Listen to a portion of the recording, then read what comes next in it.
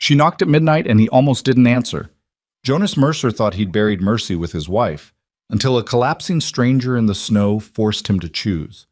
Become the stone Wyoming's wind carved him into, or risk everything on a woman the whole territory whispered was a killer. What happened next didn't just change one ranch. It changed what home meant when the past came hunting and winter showed no mercy. Stay until the end and comment your city below. Let's see how far this story travels. The wind had teeth that night, not the gentle kind that rustled through summer grass or carried the scent of wildflowers across open prairie. This was the Wyoming wind that carved bone, that turned men's faces to leather, that made widows out of wives and ghosts out of homesteads. It screamed across the Holloway Ranch like something alive and angry, rattling the shutters Jonas Mercer had reinforced 3 times that month, shaking the very foundations of the log house his grandfather had built with hands that knew hardship the way other men knew comfort. Jonas sat in his dead wife's rocking chair, the one she'd loved because it faced the window where she could watch the sunset paint the mountains gold. Now it faced nothing but darkness and his own reflection, a haunted, hollow-eyed man of 32 who looked 50 in the lamplight. In his arms, 8-month-old Ella screamed with the kind of fury only infants possess, that raw, primal sound that cut through a man's defenses and found the soft places he thought he'd armored over. "I know, little bird," he murmured, his voice rough from disuse. He'd spoken more words to this baby in the past 3 months than to any living soul. "I know you want your mama. God knows I want her too." The fire in the stone hearth was dying. He needed to add wood, but Ella wouldn't settle, wouldn't take the bottle he'd prepared with shaking hands, wouldn't do anything but wail her grief into the storm.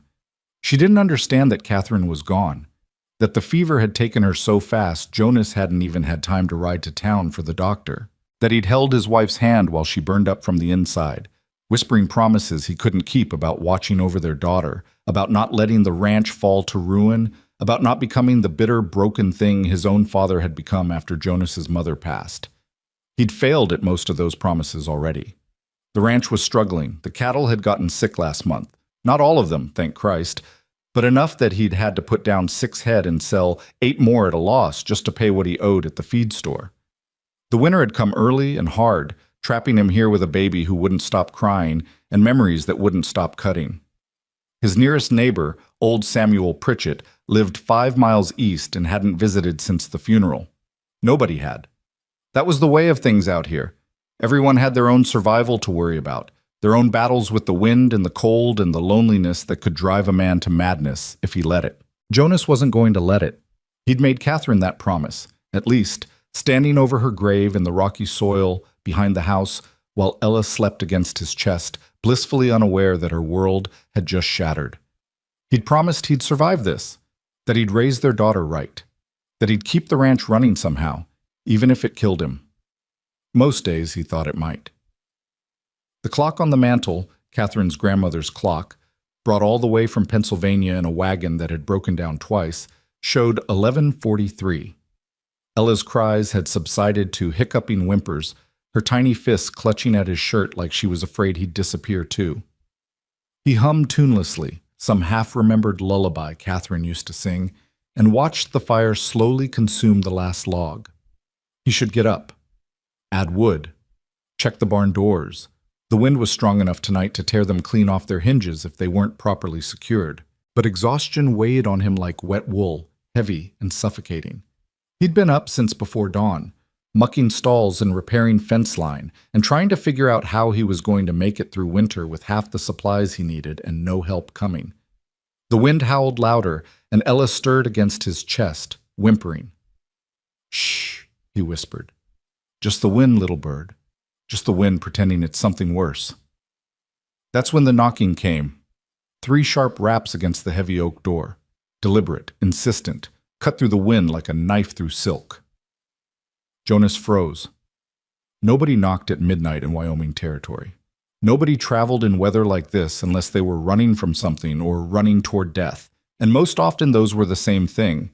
The nearest town, Redemption, was 12 miles southwest, and even the circuit preacher knew better than to ride in a storm like this.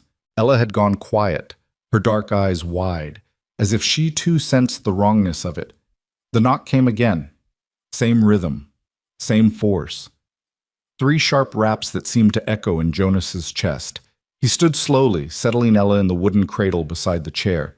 Catherine had spent weeks sanding and painting it, decorating it with tiny blue flowers that matched her eyes. The baby started to fuss, but he couldn't hold her and handle what might be outside. Not safely. His rifle hung above the mantel.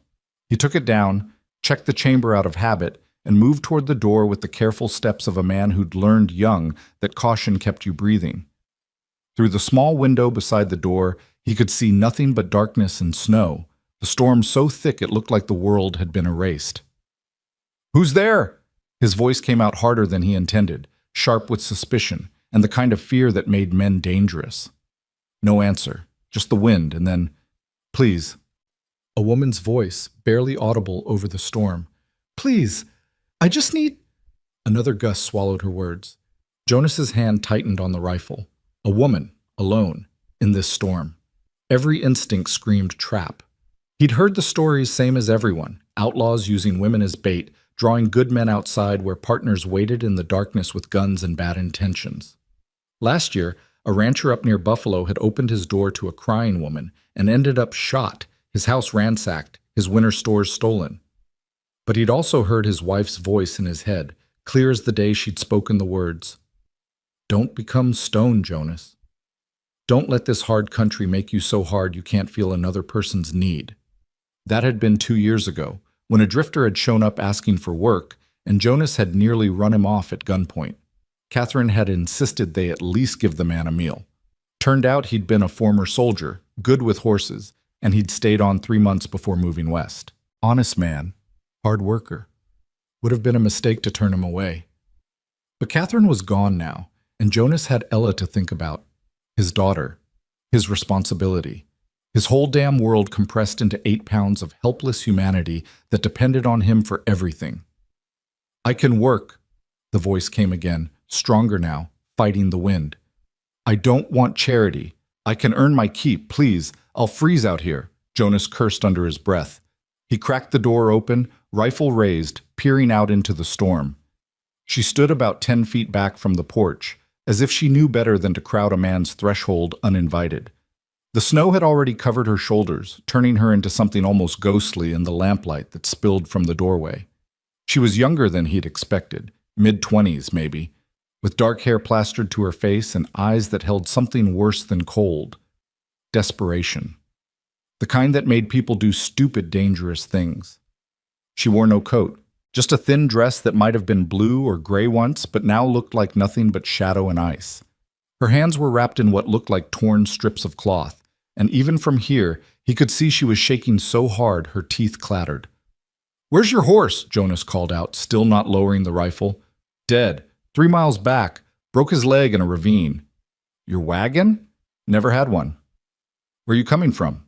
She hesitated, and that hesitation told him more than words could.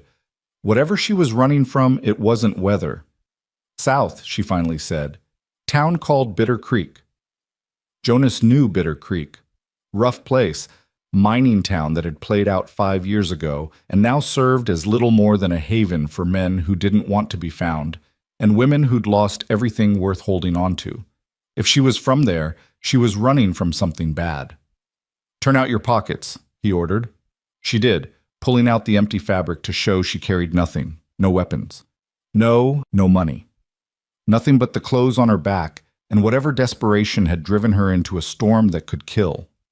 Behind him, Ella started crying again, that piercing wail that made Jonas's chest ache.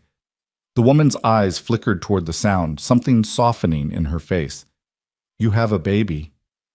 "That's my business. I've cared for children before. I could help. I'm good with infants. I could...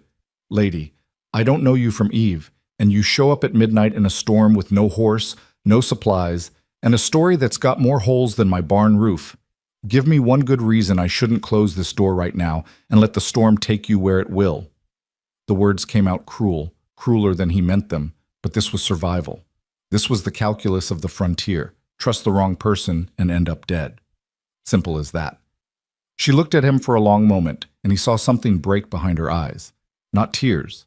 Something deeper. The last fragment of pride, maybe, or hope, or whatever it was that kept people fighting when everything else was gone. "You shouldn't," she said quietly. "You should close that door. You should protect your child and your home and not let someone like me anywhere near either one. You're right to be suspicious. You're right about everything." She turned away then, stumbling down off the porch and back into the storm. Jonas stood there, door half open, rifle in hand, watching her walk away. Every rational part of his brain said to let her go, said she was trouble, that whatever she was running from would follow her here, that opening his home to a stranger was asking for disaster. But Ella was still crying, and the wind was still howling, and Catherine's voice was still echoing in his head. "Don't become stone." The woman made it maybe 20 feet before she collapsed. Not dramatically, there was nothing theatrical about it. Her legs just gave out, folding beneath her like they'd finally accepted what her mind refused to acknowledge. She fell forward into the snow and didn't get back up. "Christ almighty," Jonas muttered. He should leave her, should go back inside, tend to his daughter, let nature take its course. That's what his father would have done. What most men out here would do. The frontier didn't have room for mercy, not the impractical kind that got you killed. But he found himself setting the rifle against the doorframe and stepping out into the storm anyway. The cold hit him like a physical blow, stealing his breath, finding every gap in his clothing with malicious precision. The snow was already ankle-deep on the porch, knee-deep in the yard, and it took him longer than it should have to reach her. She'd fallen by the fence post, the one he kept meaning to replace, and lay curled on her side with her arms wrapped around herself in a futile attempt at warmth. "Stupid woman," he said, kneeling beside her. "Stupid, stubborn, suicidal woman." She didn't respond. Her eyes were open but unfocused, her lips blue, her whole body shaking with violent tremors that meant hypothermia was setting in fast. He'd seen it before, on cattle and men both. Once it got this far, once the shaking started like this, you didn't have much time. Jonas slipped his arms beneath her and lifted. She weighed almost nothing, like she hadn't eaten properly in weeks. Her head lolled against his chest, and he could feel how cold she was, even through his shirt, like holding a bundle of ice. Getting back to the house felt like crossing miles instead of yards. The wind fought him every step, trying to tear them both away, to claim what it clearly thought was its due. But Jonas had been fighting this wind his whole life, and he was too damn stubborn to let it win tonight. He kicked the door shut behind them, sealing out the storm, and the sudden quiet was almost shocking. Ella's cries filled the space instead, urgent and afraid, but Jonas couldn't tend to her yet. He laid the woman on the rug in front of the fireplace, the one Catherine had braided from old clothes and burlap sacks, and threw 3 logs onto the dying embers.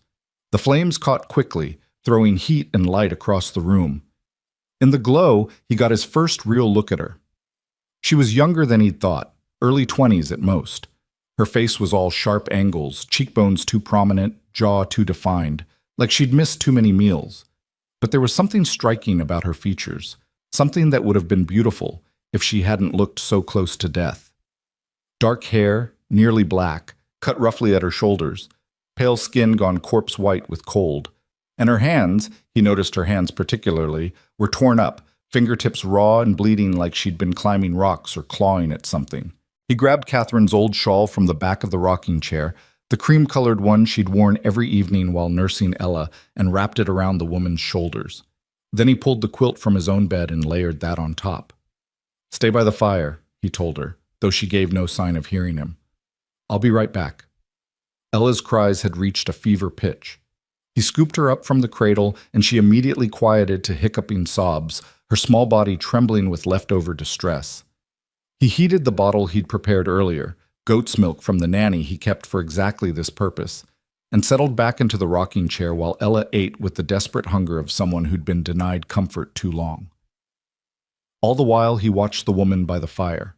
She didn't move for long minutes. Then, slowly, her shaking began to ease. Her eyes closed. Her breathing deepened. Jonas found himself tracking each breath, part of him waiting for it to stop, for her to just slip away and solve his problem for him. But she kept breathing. Ella finished the bottle and fell asleep against his shoulder, milk-drunk and finally peaceful. Jonas sat there in the rocking chair, his daughter warm in his arms, a stranger potentially dying on his floor, and wondered what the hell he'd just invited into his home. Outside, The wind continued to rage. By the time the first gray light of dawn crept through the windows, Jonas had moved through exhaustion into a strange, crystalline alertness that came from too little sleep and too much worry. He'd spent the night in the rocking chair, Ella sleeping on his chest, while he kept watch over the woman by the fire. She'd slept deeply, the sleep of complete depletion, but her color had improved. The corpse white had given way to merely pale, and the violent shaking had subsided into occasional tremors. Once, around 3 in the morning, she'd cried out, a sharp, terrified sound that made Jonas reach for his rifle before he remembered she was just dreaming. She'd settled again after a moment, curling tighter into herself beneath the quilt. He should have woken her, should have demanded answers, should have done a dozen things that would have been smarter than what he'd done, which was nothing. But Ella had been peaceful for the first time in days, and he hadn't wanted to disturb that fragile quiet. Now, with dawn arriving, he had to make decisions. The storm had passed during the night, leaving behind a world transformed. Through the window, he could see snow piled 3 feet deep in places, sculpted by the wind into smooth drifts that looked almost beautiful in the pale light. The barn was still standing. He could see it through the skeletal branches of the cottonwood tree Catherine had planted their first year here, when they'd still been young and stupid enough to think they could make this land gentle. Ella stirred against his chest, making the small snuffling sounds that meant she'd wake soon and want breakfast. His back ached from sleeping upright, and his arms had gone numb hours ago, but he'd learned to ignore discomfort. That was the first lesson Wyoming taught, how to hurt and keep moving anyway. The woman by the fire opened her eyes. For a moment, she just stared at the ceiling, disoriented, like she couldn't remember where she was or how she'd gotten here. Then her gaze shifted, found Jonas in the rocking chair watching her, and everything came flooding back. He saw it happen, the memory hitting her, her body tensing, her hands gripping the quilt like she expected him to rip it away. "You're awake," Jonas said quietly, so as not to disturb Ella. She sat up slowly, keeping the quilt wrapped around her shoulders. In the daylight, he could see more details, the tear in her dress at the hem, the bruise on her left cheekbone that had turned yellow-green with age, the way her eyes kept darting toward the door like she was calculating escape routes. "You brought me inside." Her voice was hoarse, rough from cold and disuse. "Seemed like you needed it. You could have left me." "Could have." "Why didn't you?" Jonas looked down at Ella, who was starting to wake, her small face scrunching up in that way that meant she was about to demand attention. "My wife wouldn't have forgiven me." "Your wife?" "She passed 3 months ago." Something shifted in the woman's expression. Not pity, exactly, but recognition, like she understood loss intimately. "I'm sorry." "Me too." He stood carefully, cradling Ella against his shoulder. "You got a name?" She hesitated, and he could see her weighing her options, deciding how much truth to offer. "Clara," she finally said. "Clara Wynne." "Jonas Mercer. This is Ella." Clara's eyes softened when she looked at the baby. "She's beautiful." "Takes after her mother." He moved toward the small kitchen area where he kept Ella's bottles and the goat's milk. "You hungry?" "I don't want to take your food." "Wasn't asking what you wanted. Asked if you were hungry." Another hesitation. "Yes." He nodded toward the table. "Sit. I'll make eggs. Got some bread from last week that's still good if you don't mind it a little hard." Clara stood slowly, the quilt still wrapped around her shoulders, and moved to the table like she wasn't sure she was allowed. Jonas busied himself with breakfast, heating milk for Ella with one hand while cracking eggs into his battered iron skillet with the other. He'd gotten good at one-handed cooking these past months, gotten good at a lot of things he'd never thought he'd need to know. The eggs sizzled in bacon grease he'd saved from last week. The bread was hard, just like he'd warned, but he sliced it thick and set it on plates alongside the eggs. Simple food, frontier food, but honest, and more than Clara had probably eaten in days, judging by the way her hands trembled when she reached for the fork. "Eat slow," Jonas warned, sitting down across from her with Ella in the crook of his left arm, taking the bottle with desperate efficiency. "Your stomach's not ready for fast." Clara nodded and took small bites, but he could see the hunger in her eyes, the way she had to force herself not to devour everything at once. He ate his own breakfast mechanically, watching her between bites, trying to figure out what he'd brought into his home. She caught him staring. You want to know why I was out there? I want to know if whoever you're running from is going to show up at my door looking for you. No. She said it with certainty, then faltered. Probably not. Probably's not good enough. They think I died. She set down her fork, the eggs only half eaten. There was a fire. A cabin about 20 miles south of here. Everyone thinks I was in it.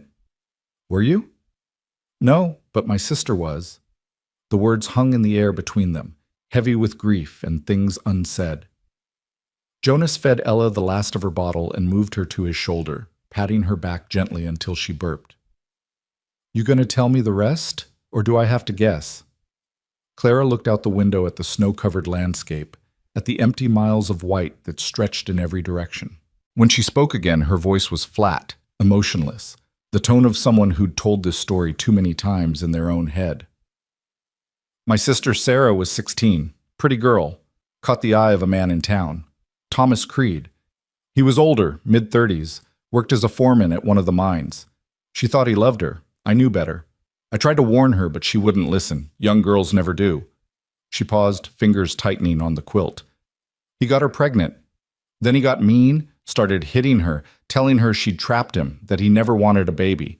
I tried to help her leave, but she was scared. He'd threatened to kill us both if she tried. Jonas didn't interrupt. He'd heard variations of this story before. Different names, different towns, but the same ugly core of violence and fear. One night, he beat her so bad she lost the baby. She was bleeding, and I couldn't stop it, and he wouldn't let me fetch the doctor. He said if anyone found out, he'd make sure we both disappeared. Sarah died in my arms while he stood there drinking whiskey like nothing was happening. Her voice cracked on the last word, the first real emotion breaking through. I pushed him, she continued. When she finally stopped breathing, when I knew she was gone, I pushed him. He'd been standing at the top of the stairs, drunk, and I pushed him. He fell, hit his head. I thought he was dead, but he started moving, cursing, saying he was going to kill me. So I ran, grabbed what I could, and ran. The next day I heard the cabin burn down. Someone said there were 2 bodies inside, Sarah's and mine. Thomas must have set the fire to cover up what happened. But he died in it himself. She looked at Jonas then, her eyes dry but haunted. So that's my story. I'm dead, according to everyone in Bitter Creek, and I need to stay that way. Jonas processed this, rocking Ella gently as she started to drift back to sleep. You kill anyone else? Or just him? I didn't kill him. The fire did. That's not an answer to my question. No, she said firmly. No one else. I'm not a killer, Mr. Mercer. I'm just someone who made a mistake that happened to work out in her favor. Some favor being dead. Better dead than what would have happened if I'd stayed. He couldn't argue with that. Out here, justice was rough and often wrong, especially for women. If folks thought she'd killed Thomas Creed, even in self-defense, she'd have faced a rope or worse. Running had probably saved her life, but it complicated his. Here's how this works, Jonas said, standing to settle Ella back in her cradle. She'd fallen asleep again, milk-drunk and content, looking so much like Catherine in these moments that it made his chest ache. You can stay until the road's clear. Week, maybe 2. You help around the place, cleaning, cooking, tending Ella when I'm working the ranch. I can't pay you, but you'll have food and shelter. When the weather breaks, you move on. Understood? Claire stood too, the quilt falling from her shoulders. In the daylight, she looked even more fragile than she had last night, like a strong wind could carry her away. But there was steel in her spine, pride in the set of her jaw. I can work, she said. I'm stronger than I look. You'd have to be. He grabbed his coat from the hook by the door. I need to check the barn, make sure the animals made it through the storm. There's a room off the kitchen, used to be storage. You can sleep there. Stove keeps it warm enough. Clothes in the trunk by the window are my wife's. Take what you need. He said it matter-of-factly, but it cost him more than he wanted to admit. Catherine's clothes, Catherine's room, Catherine's shawl still wrapped around this stranger's shoulders. Clara must have seen something in his face because she said quietly, "Thank you. Don't thank me yet. You haven't seen how much work needs doing around here." He stepped out into the cold morning, closing the door behind him before she could respond. The barn had survived the storm better than he'd hoped. Two of the shutters had torn loose, hanging by single hinges, and snow had drifted through the gaps in the upper loft, but the animals were alive and relatively calm. His 4 remaining milk cows, Bessie, Molly, Star, and the young heifer he hadn't named yet, stood in their stalls chewing hay with the patience of creatures who'd seen worse winters. The 2 draft horses, Thunder and Rain, Catherine had named them during a storm, finding it funny, nickered when he entered, hoping for grain. The chickens in their coop at the back were fine, huddled together for warmth, the rooster giving him the suspicious eye it gave everything that moved.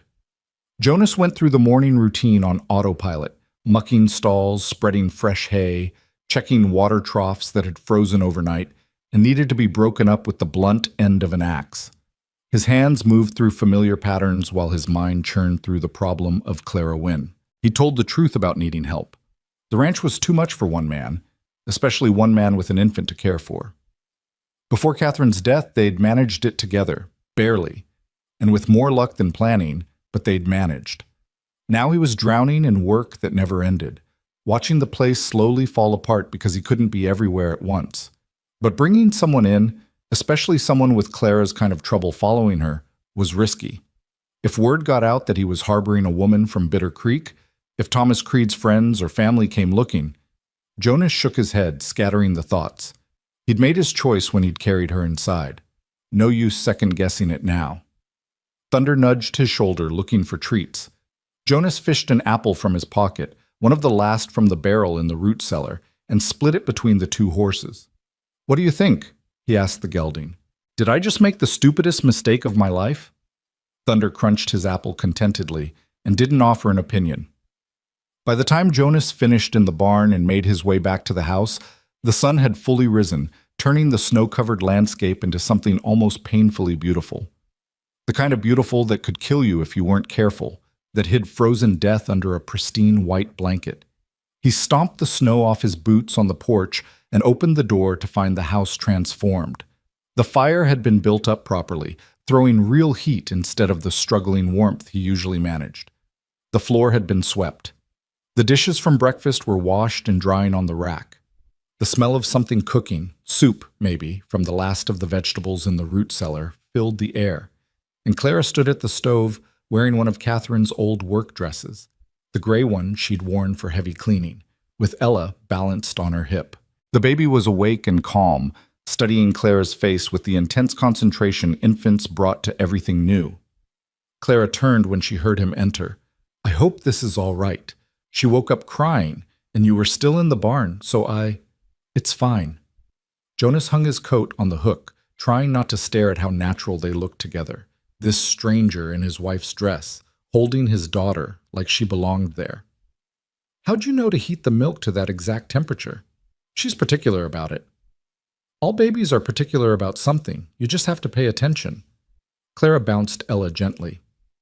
"She's a sweet thing. Barely fussed at all once I figured out what she wanted." Jonas moved to the basin to wash his hands, the cold water biting at his skin. He could feel Clara watching him, waiting for something, approval maybe, or permission to keep existing in this space. "The soup smells good," he offered. "It's just vegetables and some of that salt pork I found. Nothing fancy." "Fancy's not what we do here." She smiled at that, just a small curve of her lips, but it changed her whole face. For a moment, she didn't look haunted or desperate or afraid. She just looked young. The next few hours fell into an unexpected rhythm. Jonas worked on repairing the barn shutters, fighting with frozen hinges and wood that had swollen with moisture. Clara kept the house running, tending Ella, feeding the chickens, even venturing out to the root cellar for more vegetables despite the cold. She moved through the work with the efficiency of someone who'd learned hard labor young, who understood that survival meant doing what needed doing without complaint. By afternoon, when Jonas came in for the midday meal, he found her sitting by the fire with Ella asleep in her arms, humming something low and wordless. She stopped when she saw him, looking almost guilty. "She wouldn't settle in the cradle," Clara explained. "So I thought—" "It's fine," Jonas interrupted. "She likes being held. I just can't always do it." They ate in companionable silence, the soup, which was better than he'd expected, and more of the hard bread. Outside, the sun was already starting its descent, the winter days cruelly short. Jonas found himself calculating how much firewood they'd need to make it through another night, how many supplies he had left, how long before he'd have to risk the trip to town. "You're thinking about money," Clara said suddenly. He looked up, surprised. "What makes you say that?" "You get a certain look. Men always do when they're thinking about money, or lack of it." "You always so observant?" "You learn to read people when your survival depends on it." "Fair point." Jonas set down his spoon. "I need to make a run to town soon. Redemption's about 12 miles southwest. There's a general store, a feed supply, and a doctor if Ella needs anything. But with the snow this deep, it might be another week before the roads are passable. Can you afford to wait that long?" "Can I afford not to?" He rubbed his face, exhaustion seeping back in now that he'd stopped moving. "I owe money at the feed store. I owe money for Catherine's medicine that didn't work. I owe money on next season's seed. And I'm down to maybe 3 weeks of supplies if we're careful." Clara shifted Ella in her arms, the baby stirring but not waking. "I could help with that." "You got money I don't know about?" "No, but I can work, really work. I grew up on a farm outside Bitter Creek. I know animals, crops, repairs. I'm not asking for wages, just—" She paused, choosing her words carefully. "Just let me earn my keep properly. Not just housework, real ranch work." Jonas studied her, this thin woman who looked like she'd blow away in a strong wind, claiming she could handle the brutal labor of a working ranch. "It's harder than you think, dangerous too. I can't be watching out for you while I'm trying to keep this place running. I'm not asking you to watch out for me. I'm asking you to let me work." There was a challenge in her voice, a determination that reminded him uncomfortably of Catherine. His wife had been the same way, refused to be coddled, insisted on pulling her weight even when pregnant, even when the work was too hard, even when it hurt. It had been one of the things he'd loved about her, and one of the things that had scared him most. "All right," he said finally. "But we start small. Chicken coop needs cleaning, fences need checking. Think you can handle that?" "Yes." "And if you can't, if it's too much, you tell me. I don't need another person dying on me. Understood?" Something flickered in her eyes, pain maybe, or understanding. "Understood." That night, after the evening chores were done and Ella had been fed and changed and rocked to sleep, Jonas found a pair of his old boots by the door.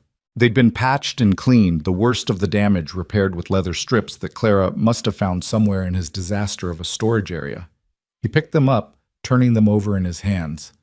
The repairs were neat, professional almost, better than he could have done. "My father was a cobbler," Clara said from her doorway, the small room off the kitchen that she'd claimed as her own. "Before he died, he taught me how to work leather." Jonas set the boots down carefully. "These are good." "They needed doing. You can't work in broken boots." They stood there in the firelight, the house quiet except for Ella's soft breathing from the cradle and the ever-present whisper of wind outside. Two strangers bound by circumstance and necessity, trying to figure out how to exist in the same space without damage.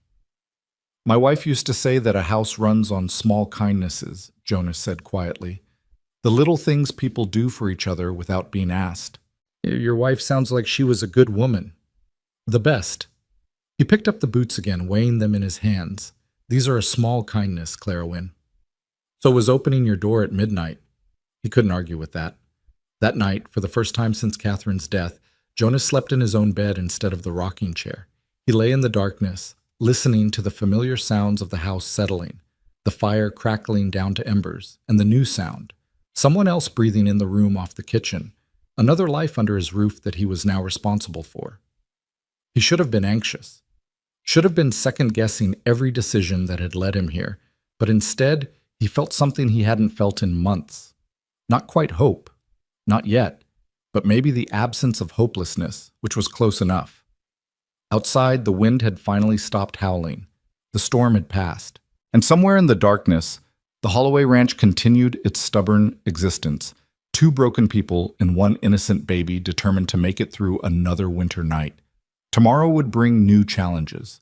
Tomorrow would test Clara's claims about being able to work. Tomorrow would decide whether this fragile arrangement could actually survive. But tonight, the house was warm. Ella was peaceful, and Jonas Mercer found himself thinking that maybe, just maybe, he'd made the right choice after all, even if neither of them could see where that choice would lead them. The first test came 3 days later, just after dawn broke cold and clear over the Holloway Ranch. Jonas had been up since before first light, feeding the animals and checking the water troughs that seemed determined to freeze solid no matter how many times he broke the ice. He came back to the house expecting to find Clara inside with Ella, maybe starting breakfast, continuing the pattern they'd fallen into over the past few days. Instead, he found her in the chicken coop, mucking out soiled straw with the kind of methodical determination that spoke of muscle memory. She'd wrapped herself in an old coat of his, 3 sizes too big, sleeves rolled up to keep them out of the muck, and her dark hair was tied back with a strip of cloth. The chickens clucked around her feet, unconcerned by the intrusion, and she worked without pause even when she must have heard him approach. "Thought I told you I'd handle the coop today," Jonas said from the doorway.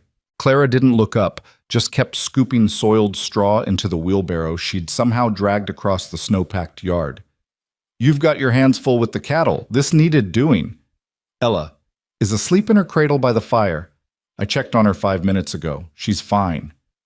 Jonas watched her work for a moment, noting the efficiency of her movements, the way she didn't waste motion or energy. She'd been telling the truth about knowing farm work. This wasn't the fumbling of someone learning as they went. This was practiced skill. "You didn't have to do this," he said finally. "Yes, I did." She straightened then, meeting his eyes directly. "You gave me shelter. You fed me.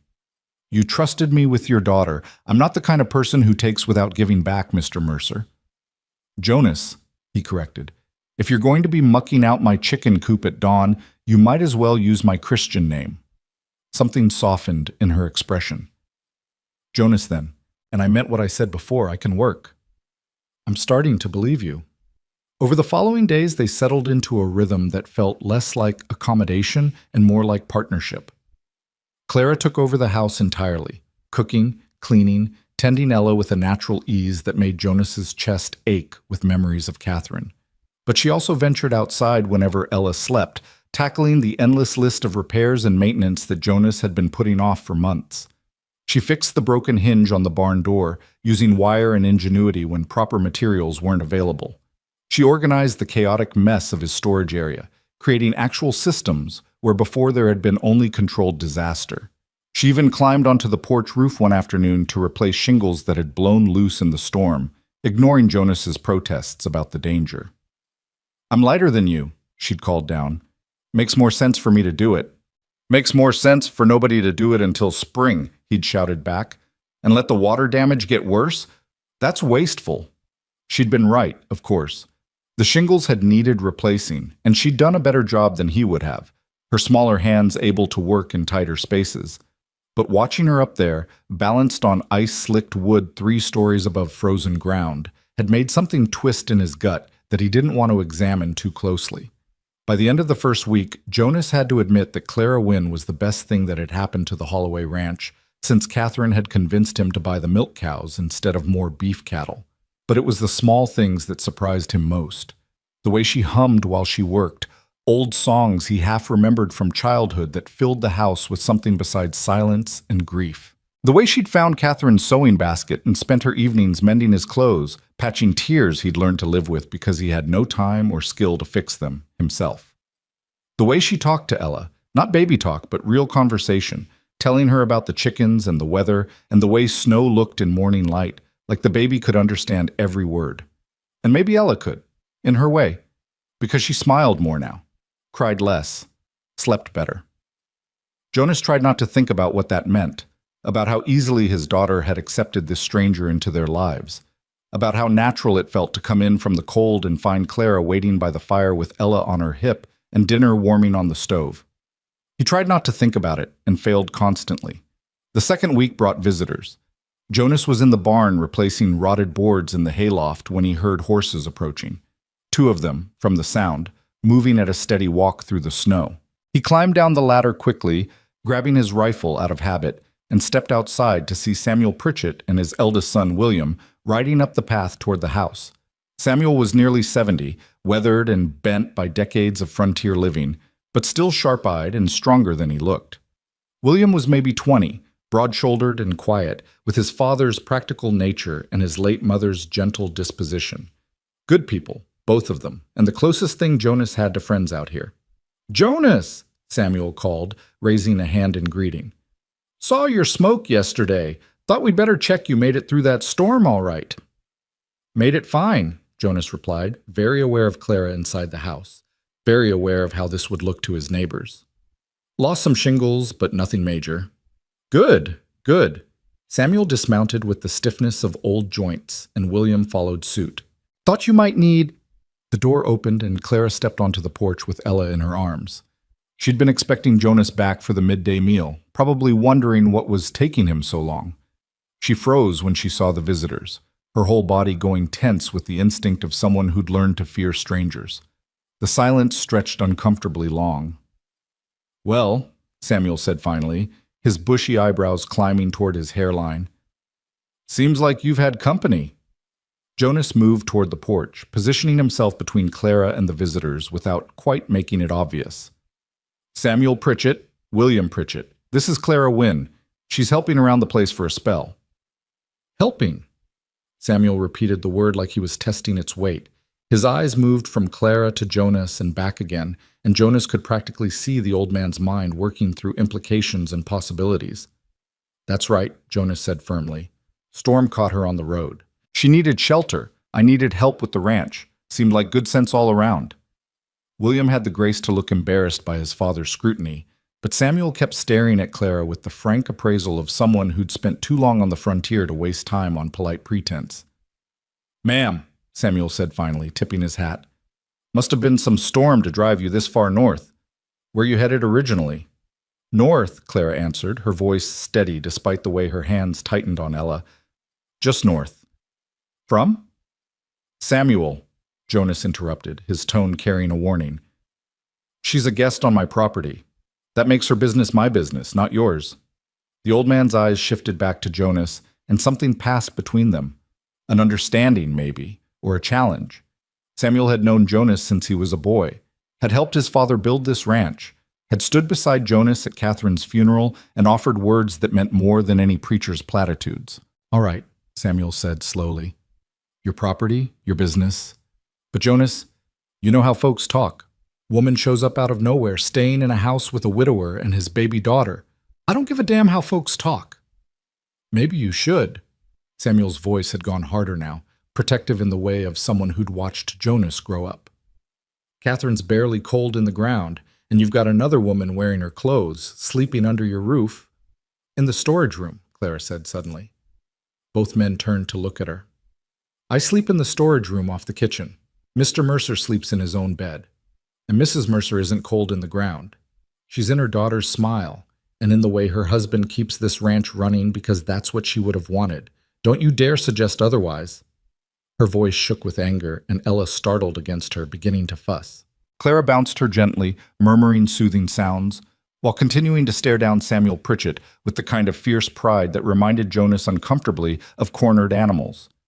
William let out a low whistle. "She's got spirit. I'll give her that." "Spirit's not the question," Samuel said, but some of the accusation had left his voice. He looked at Clara differently now, seeing past the stranger to something else. "Question is whether Jonas knows what he's doing." "I know exactly what I'm doing," Jonas said. "I'm surviving. Same as you, same as everyone out here. Clara's making that easier, not harder. That's all you need to know." Samuel was quiet for a long moment, studying them both.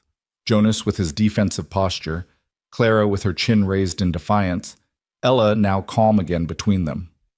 Finally, the old man nodded. "Fair enough. Your ranch, your choice." He turned to William. "Get the supplies from the saddlebags." "Supplies?" Jonas asked. "Brought you some extra feed, couple pounds of flour, and some of that medicine the doctor said helps with baby colic. Figured you might be running low after being snowed in." Samuel's weathered face creased into something that might have been a smile. "Whether I agree with your choices or not, Jonas, I'm not going to let you starve. Your daddy would haunt me." Jonas felt something loosen in his chest. That's... Thank you, Samuel. I'll pay you back. You'll do no such thing. Consider it a gift for Ella. Samuel moved toward his horse, then paused. But Jonas, be careful. Whatever this is, whatever you've got going here, it's going to draw attention, and not all of it will be friendly as mine. They left shortly after, William shooting apologetic glances back at the house while Samuel rode straight-backed and silent. Jonas stood in the yard watching them go, very aware of Clara still on the porch behind him, very aware that something had just shifted. "I'm sorry," Clara said quietly. "I shouldn't have spoken to your friend that way. He's not my friend. He's my neighbor. There's a difference. Still, he was just looking out for you." Jonas turned to face her. The afternoon sun caught her hair, making it shine nearly black, and Ella had fallen asleep against her shoulder with the trusting weight of complete security. They looked right together. They looked like they belonged. That was the problem. "He's right, you know," Jonas said. "People will talk. Hell, they're probably already talking. Widow takes in mysterious woman, starts playing house. It's exactly the kind of story that spreads through places like Redemption like wildfire." "You want me to leave?" It wasn't a question. "No." The word came out faster than he intended. "No, I need you to understand what you're walking into, what we're both walking into. This isn't just about shelter and work anymore. This is about reputation and judgment and all the ugly ways people make assumptions." Clara adjusted Ella's weight, her expression unreadable. "I've dealt with ugly assumptions before, Jonas. I can handle it." "Maybe you can. But can Ella? She's the one who'll grow up hearing whispers about her father and the woman who what?" Clara's voice had an edge now. "Who saved this ranch from falling apart? Who kept your daughter fed and warm while you worked yourself half to death? Who—" She stopped, taking a breath. "I'm sorry, that's not fair." "It's true, though. Truth doesn't always matter. You know that as well as I do." They stood there in the cold, the space between them filled with complications neither of them wanted to name. Finally, Jonas sighed. "Come on, let's get those supplies inside before they freeze. And Clara, thank you for what you said about Catherine. She would have liked that." Something in Clara's expression softened. She must have been extraordinary to inspire that kind of loyalty. She was. Jonas moved toward the saddlebags William had left by the porch steps. She really was. That evening, after Ella had been fed and settled for the night, Jonas sat by the fire working on the ranch's accounts. A depressing exercise that consisted mainly of watching numbers refuse to add up the way he needed them to. The supplies from Samuel would help, but they didn't solve the fundamental problem. He was broke, getting broker, and winter still had months left to run. Clara emerged from her room with a bundle of something in her arms. "I found these in the trunk, some of Catherine's dresses that were too worn for regular use. I thought maybe I could remake them into clothes for Ella. She's growing so fast and—" "You don't have to ask permission," Jonas interrupted. "Use whatever you need. They were your wife's things. And now they're just things. Catherine would rather see them used than sitting in a trunk gathering dust." He set down his pencil, rubbing his eyes. "Everything in this house is here to be useful, Clara, including you, apparently." She smiled at that, settling into the other chair by the fire with the fabric spread across her lap. For a while they worked in comfortable silence. Jonas with his impossible numbers, Clara with her needle and thread, the fire crackling between them. "Can I ask you something?" Clara said eventually. "Depends on the question." "Why did you really let me stay?" The truth, not the polite answer. Jonas considered lying, considered deflecting, considered any response that wasn't the raw honesty that wanted to spill out. But there was something about the firelight, about the late hour, about the way Clara kept her eyes on her sewing instead of him, that made truth easier. "Because I'm drowning," he said quietly. "Because every day feels like I'm barely keeping my head above water, and some days I'm not sure why I'm even bothering. Because when you showed up, desperate and freezing and offering to work, it felt like maybe, just maybe, I wasn't going to have to do this alone anymore." Claire's hand stilled on the fabric. "That's a lot of weight to put on a stranger." "I know, that's why I didn't want to say it." "Jonas," She looked at him then, her dark eyes reflecting firelight. I'm not here to save you. I can't save anyone. I couldn't even save my own sister. I'm not asking you to save me. I'm just asking you to stay, help, be present. That's all. For how long? It was the question he'd been avoiding since that first night. The arrangement had been temporary, a week or two until the roads cleared, but the roads had cleared 3 days ago, and neither of them had mentioned her leaving. Neither of them had wanted to. I don't know, Jonas admitted. Long as you want, I suppose. Long as it makes sense. And if people talk, let them talk. We know the truth. That's what matters. Claire went back to her sewing, but Jonas could see the small smile playing at the corners of her mouth. Your wife really did teach you well. Teach me what? How to be kind in a hard place. The words settled between them like snow, soft and accumulating, and Jonas found himself thinking about Catherine, about the woman who'd made this house a home, who'd insisted that kindness wasn't weakness, but the hardest kind of strength. She'd believed that even here, especially here, in this unforgiving territory where the land tried to break you daily, you had to hold on to your humanity with both hands. She tried, Jonas said. I don't always succeed. Nobody always succeeds, but you're trying. That counts. They fell back into silence, but it felt different now, warmer, somehow, like something unspoken had been acknowledged and accepted. Outside, the wind had picked up again, not the howling fury of that first storm, but the constant presence Jonas had lived with his whole life. Inside, the fire burned steady, and two people who'd been strangers a week ago sat together in the peace of shared understanding. The third week brought the trip to redemption that Jonas could no longer postpone. The feed supply was critical, and he needed to check on credit extensions at the general store, and there were other necessities that couldn't wait. He'd put it off as long as possible, dreading the questions and stares that Clara's presence would inevitably provoke. I'm going with you, Clara announced at breakfast, in a tone that suggested she wouldn't accept argument. Jonas had been expecting this. That's not a good idea. Why not? Because every gossip in redemption will see you and immediately start inventing stories about who you are and what you're doing here. They're going to do that anyway. At least this way I can face it head on instead of hiding like I have something to be ashamed of. Clara, I'm not a secret, Jonas. Her voice was firm but not angry. I'm not something you need to hide away. And besides, someone needs to watch Ella while you're conducting business, unless you think carrying a baby through the feed store is professional. She had a point. Jonas had been dreading trying to negotiate with merchants while juggling an infant who seemed to save her worst tantrums for the most inconvenient moments. Fine, he conceded, but we're keeping this simple. In and out, no unnecessary conversation. As you wish.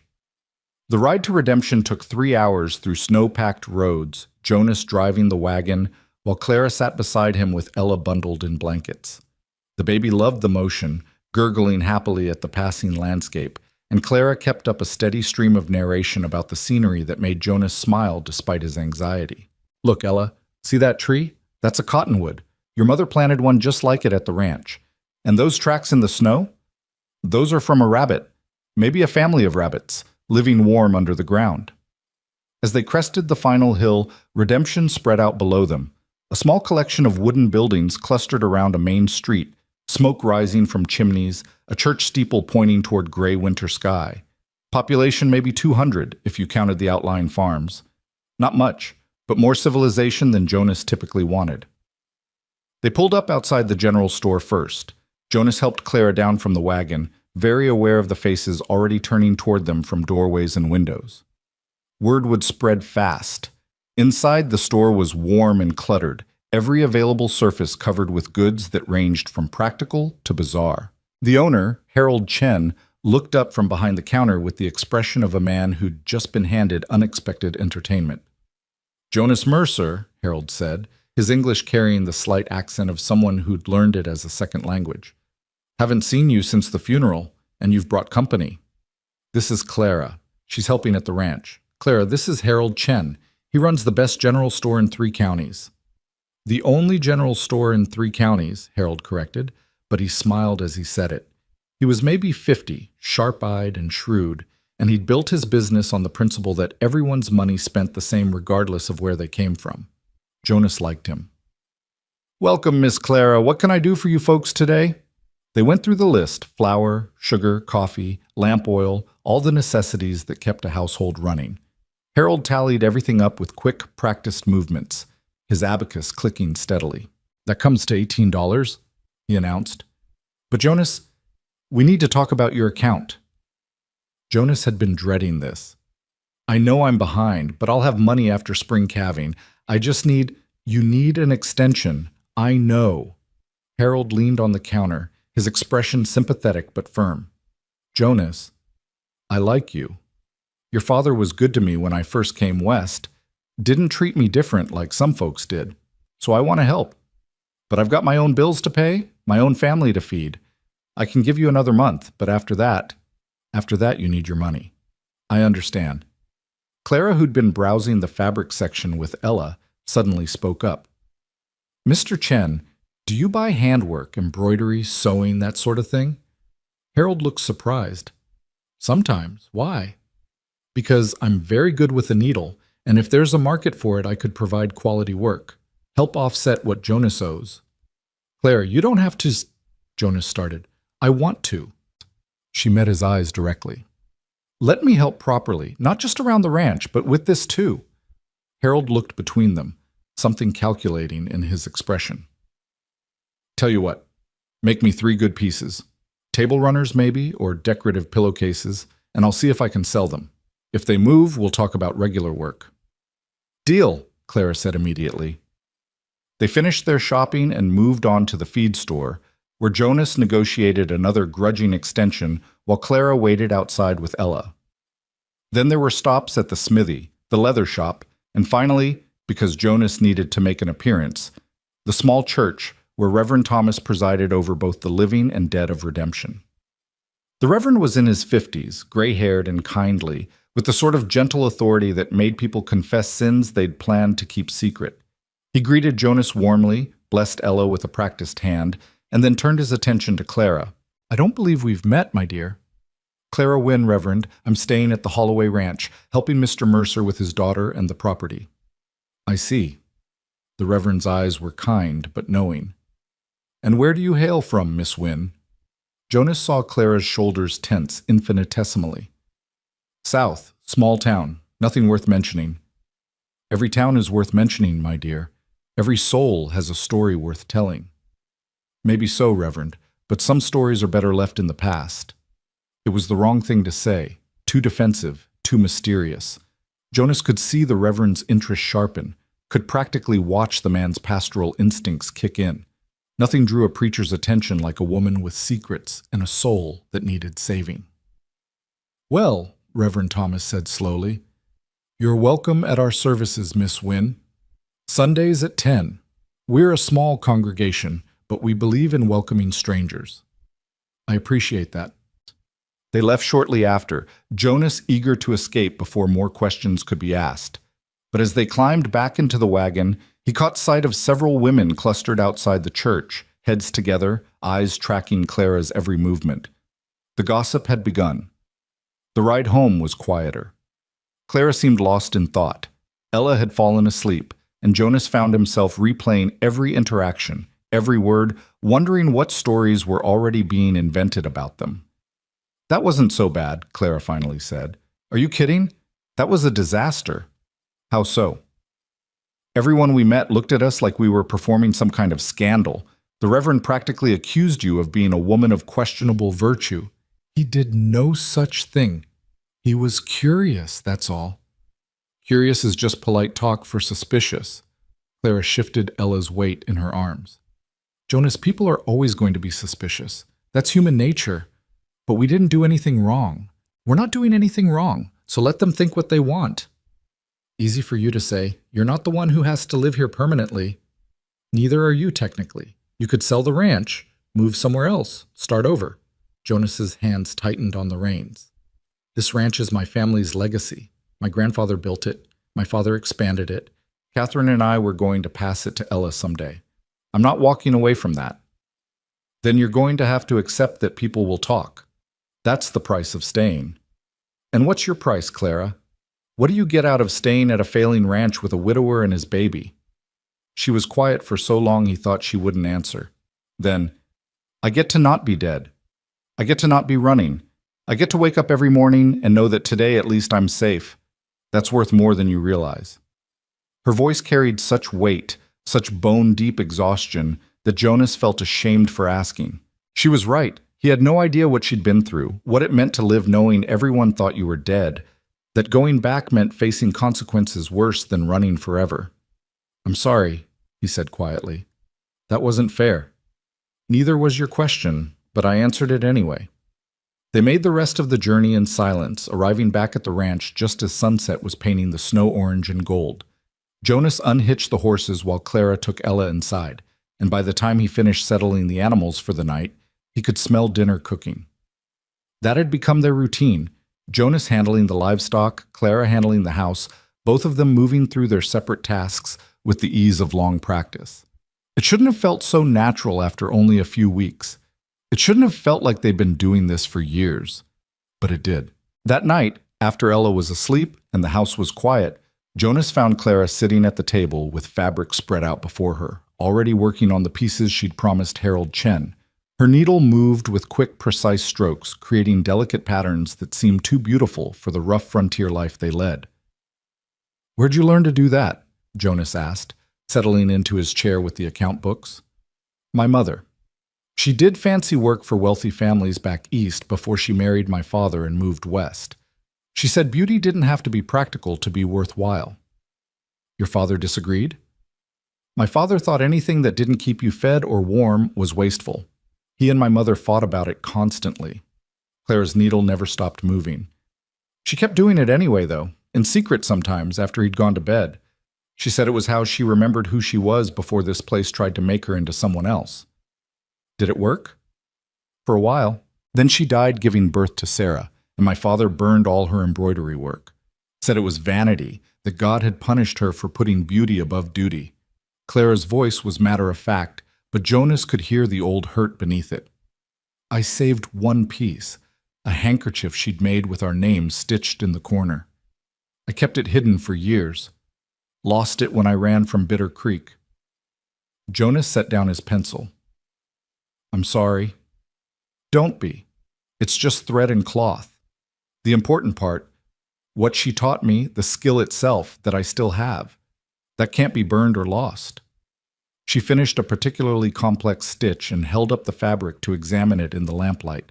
Even unfinished, it was beautiful, tiny flowers and vines interweaving in patterns that seemed to dance. "Harold's going to sell these," Jonas said with certainty, "probably for more than he's expecting." "I hope so. I want to help, Jonas, really help, not just with chores, but with keeping this place running." "You're already helping more than you know." She smiled at that, and something passed between them in the firelight. Not romance exactly, but recognition. Two people who'd been broken by life, finding unexpected resilience in each other's presence. Two people learning that survival sometimes meant accepting help you didn't think you deserved. Outside, the wind whispered around the corners of the house, and the Wyoming night settled deep and cold across the land. Inside, in the warm circle of lamplight, Jonas Mercer and Clara Wynne sat together in companionable silence, building something neither of them could name yet, but both of them needed desperately. It wasn't what either of them had planned. It wasn't what Catherine would have wanted, or what Clara's sister had died hoping for. But it was real, and it was theirs. And in that moment, that was enough. The fourth week began with rumors that reached the ranch before Jonas even got to town. Samuel Pritchett rode up on a Thursday morning, his face grim, and Jonas knew immediately that something had shifted. "There's talk," Samuel said without preamble, refusing Jonas's offer of coffee. "About your house guest." Jonas felt Clara stiffen behind him where she stood in the doorway. "What kind of talk?" "The kind that says she might not be who she claims. Someone passing through from Bitter Creek mentioned a woman named Clara Wynne who disappeared after a man died suspicious. They're saying she might be a killer." The word hung in the cold air like a knife. "That's ridiculous," Jonas said firmly. "She's been nothing but helpful here. Good with Ella, good with the work." "I'm not saying I believe it," Samuel interrupted. "I'm saying other folks might. And if they do, if they start thinking you're harboring a fugitive or worse, that's going to bring trouble down on all of us. Clara stepped forward then, her voice steady despite the way her hands shook. Mr. Pritchett, I won't let Jonas suffer for helping me.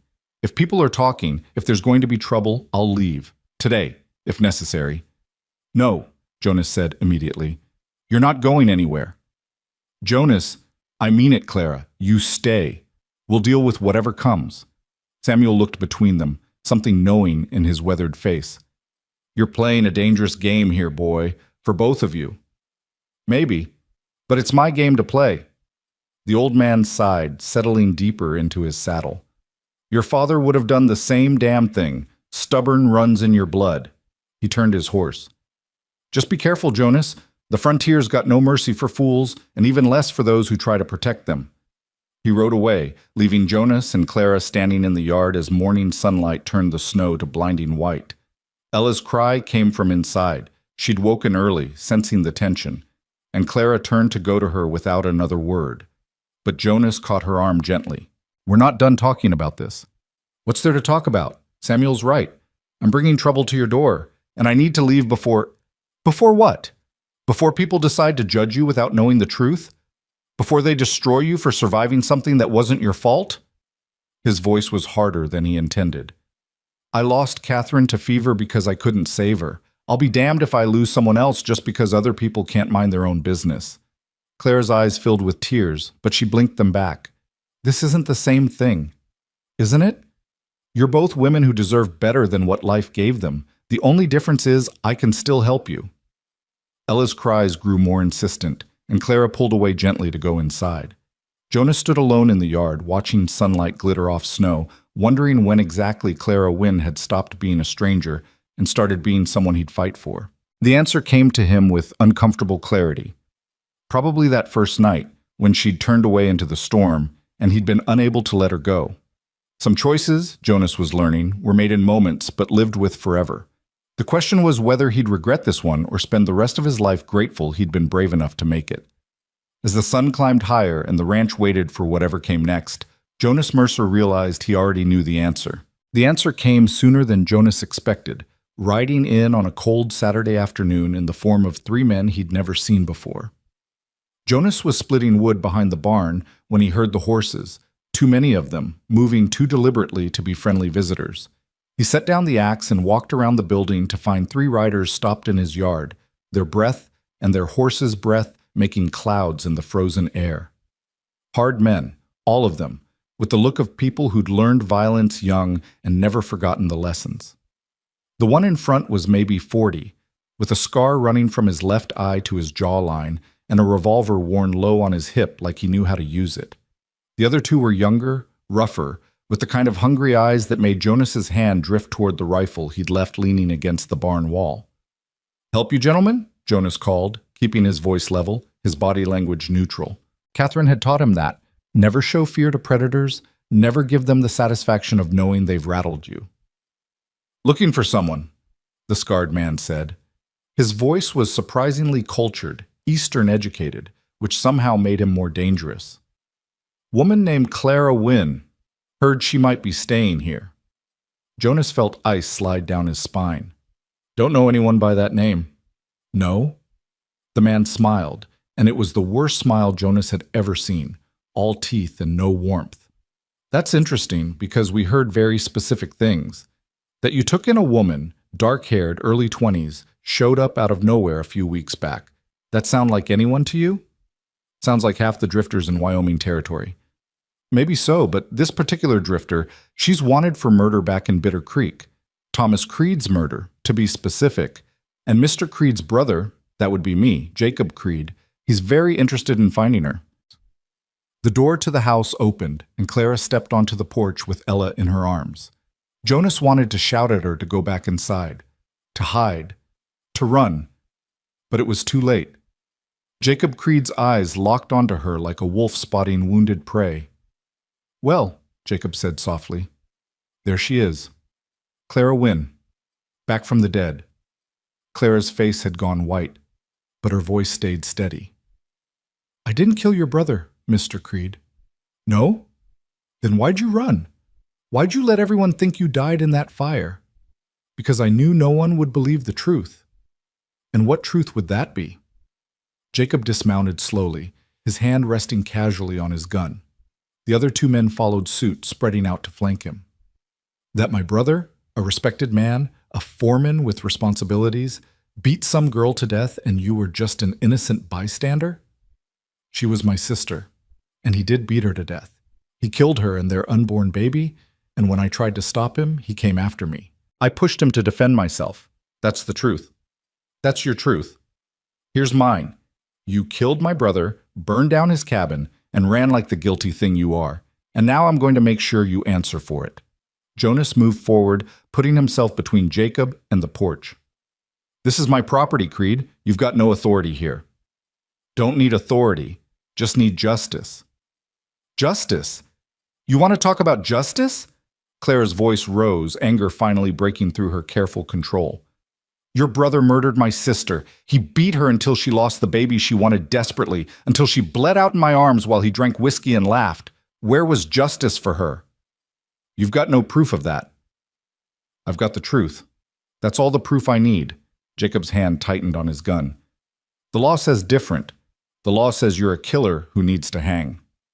There is no law in Bitter Creek, Clara shot back. There's just men like your brother and men like you who think power gives you the right to do whatever you want to people who can't fight back. Careful, girl. You're already in enough trouble without adding insults.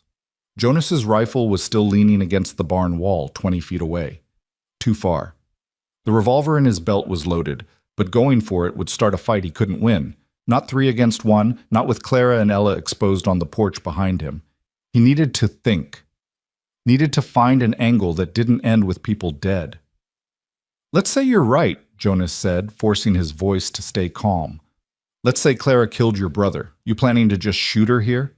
In front of witnesses? In front of a baby?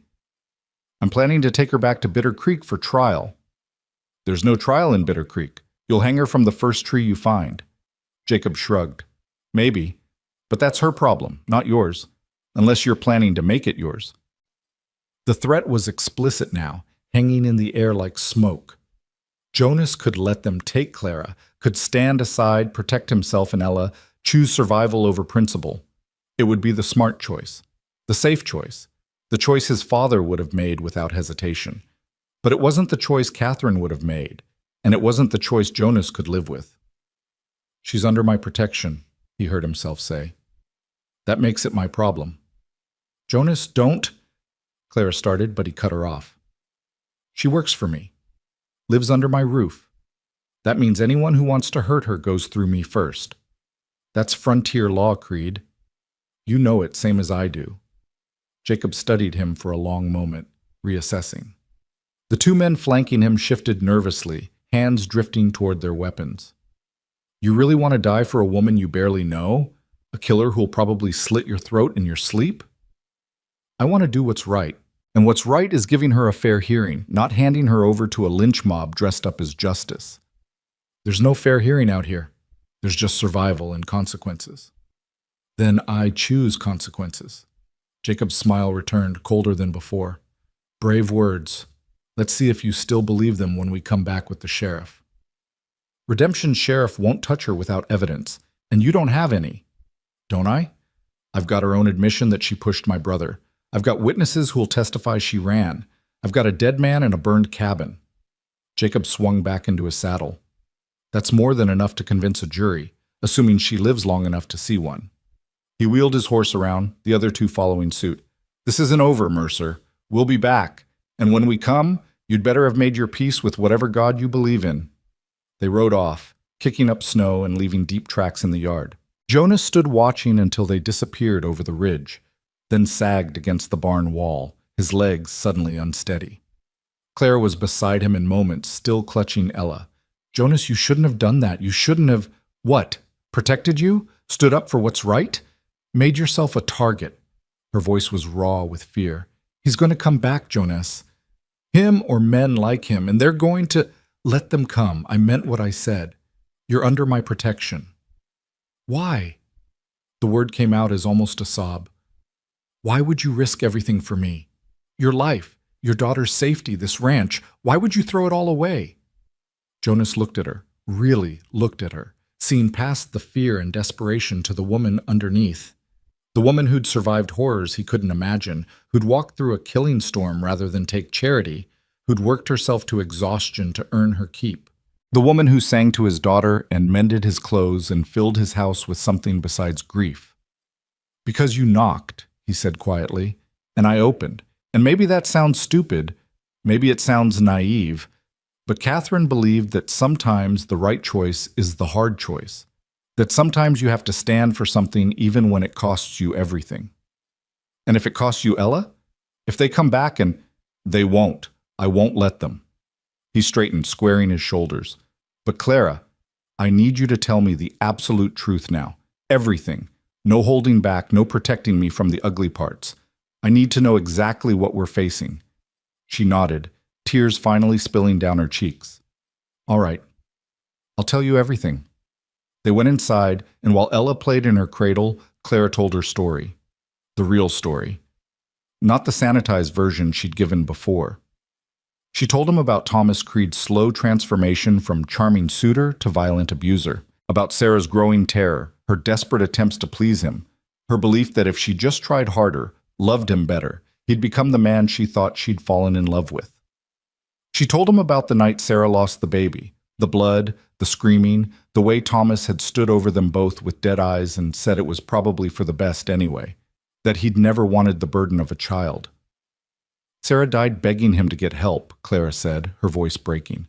She died believing it was somehow her fault, that she'd failed him, and he just kept drinking, like she was nothing, like she'd never mattered at all. Jonas's hands clenched into fists.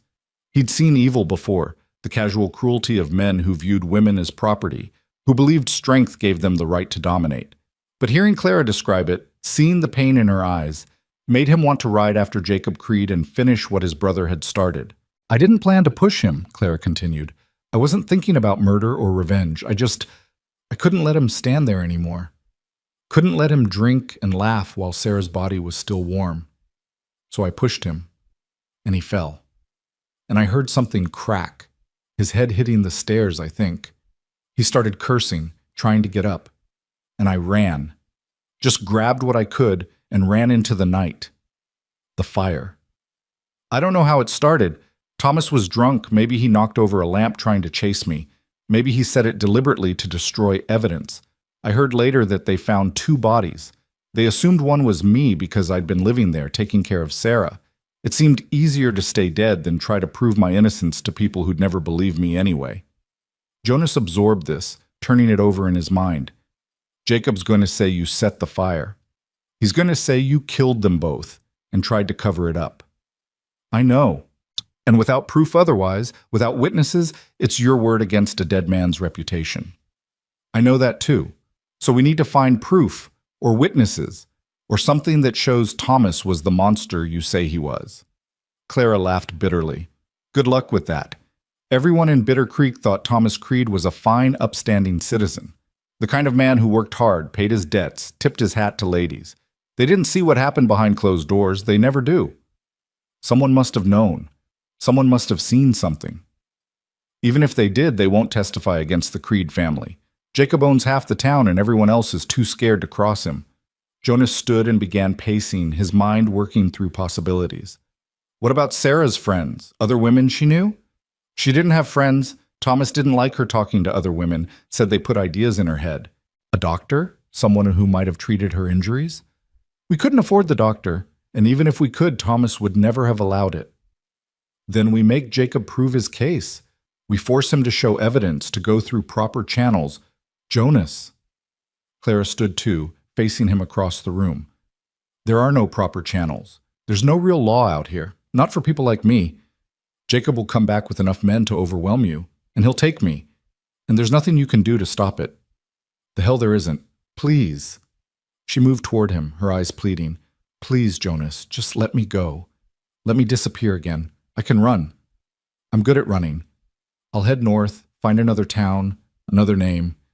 You and Ella will be safe, and You'll what? Spend the rest of your life looking over your shoulder?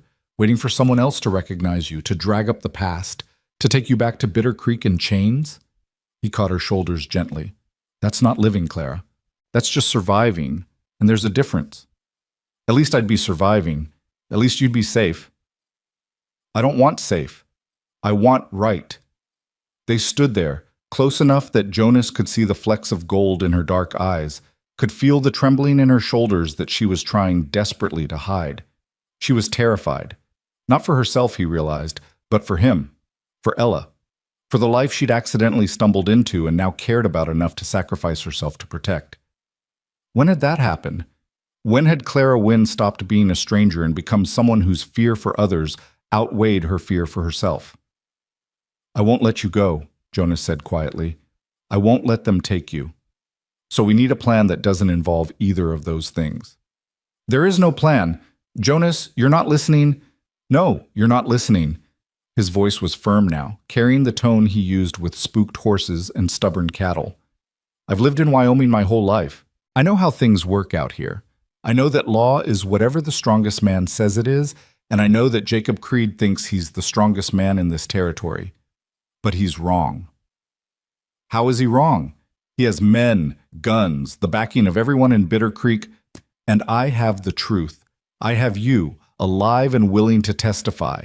I have a ranch that stood against worse than Jacob Creed, and I have something he doesn't, the respect of people in redemption who knew my father, who knew Catherine, who understand that justice isn't the same as revenge. Clara shook her head. You're being naive. Maybe. Or maybe I'm being exactly as stubborn as I need to be. He released her shoulders and moved to the window, staring out at the darkening landscape. Tomorrow, we ride to Redemption.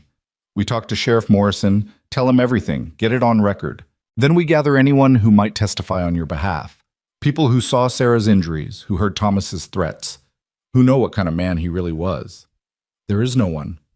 Then we find them, or we make Jacob prove his case so thoroughly that even he can't justify hanging you without a trial. Jonas turned back to face her. But we don't run, and we don't give up. Understood? Clara stared at him for a long moment, something shifting in her expression, disbelief giving way to hope, hope giving way to something deeper that neither of them was ready to name. Why are you doing this? She whispered. Really? Tell me the truth. Jonas opened his mouth to give her the easy answer, the safe answer, the one that kept things simple and uncomplicated.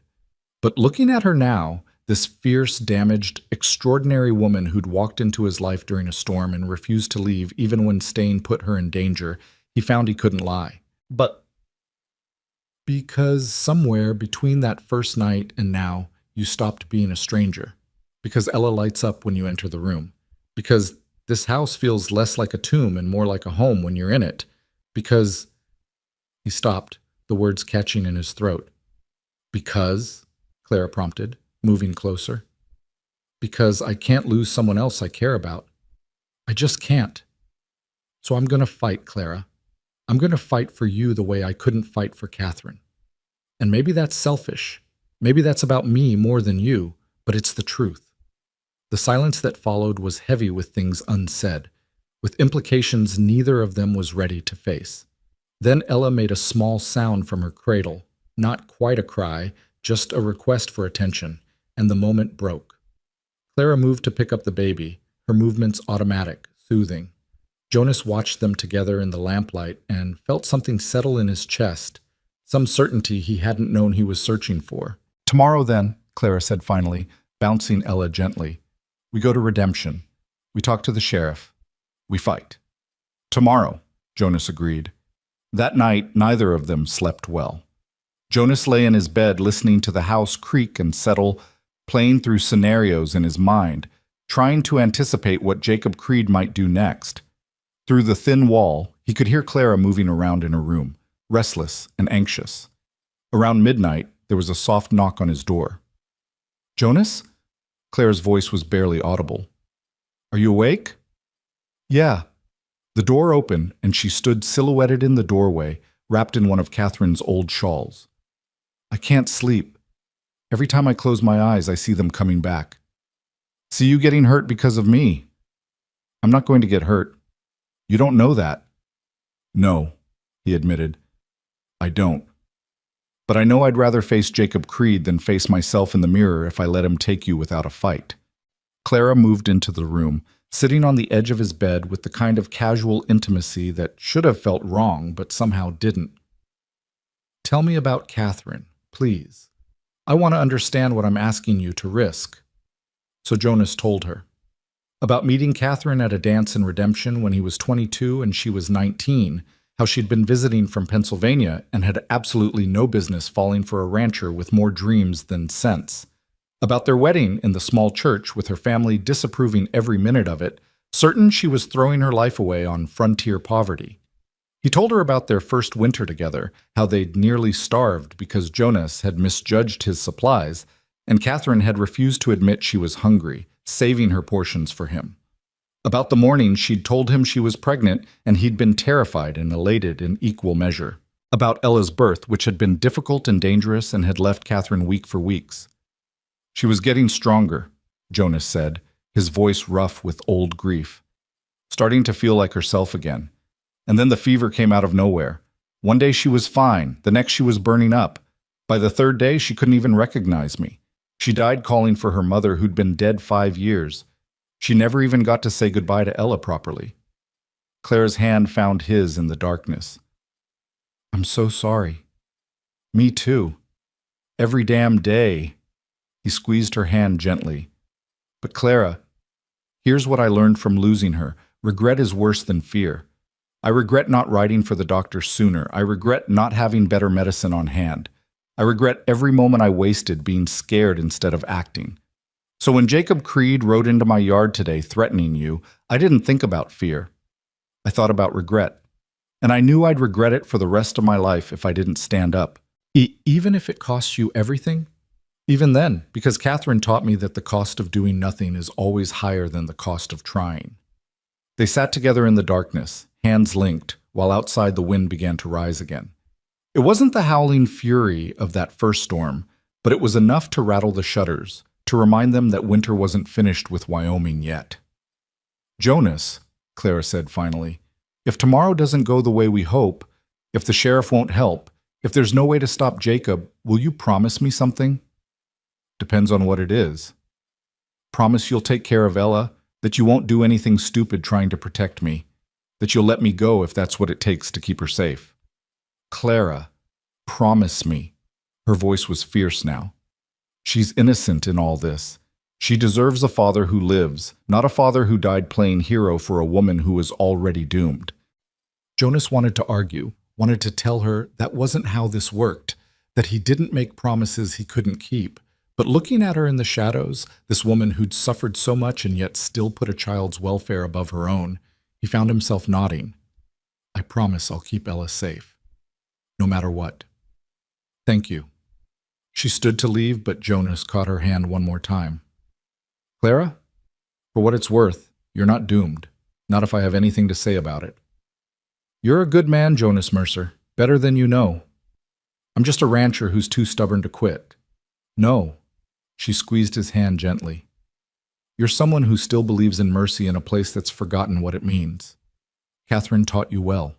She slipped out of the room then, leaving Jonas alone with his thoughts and his fears and his stubborn, probably foolish determination to do the right thing no matter the cost. Tomorrow would bring answers.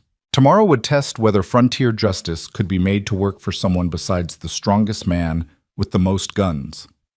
Tomorrow would decide whether Clara Wynn's story ended in Wyoming snow or continued into something none of them could predict yet. But tonight, in the darkness of his bedroom, Jonas Mercer made himself a silent promise.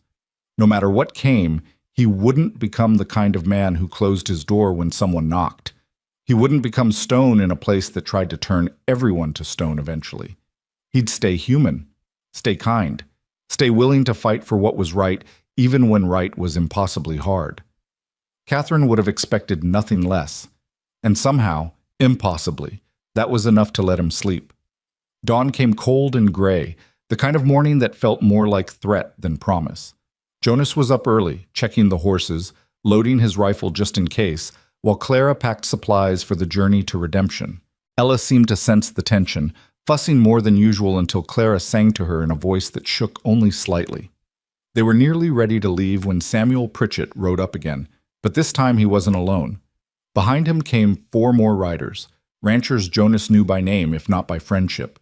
Hard men who'd carved lives out of impossible land, who understood that sometimes the only law was what neighbors decided to enforce together.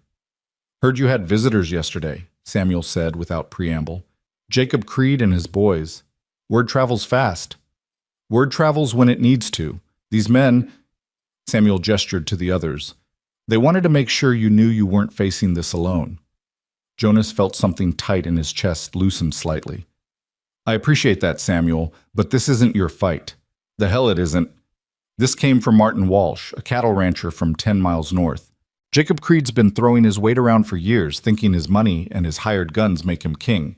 Someone needs to remind him that Wyoming territory doesn't have kings." "We stand with you," another man said. Pete Thornton, sheep farmer, and proud of it.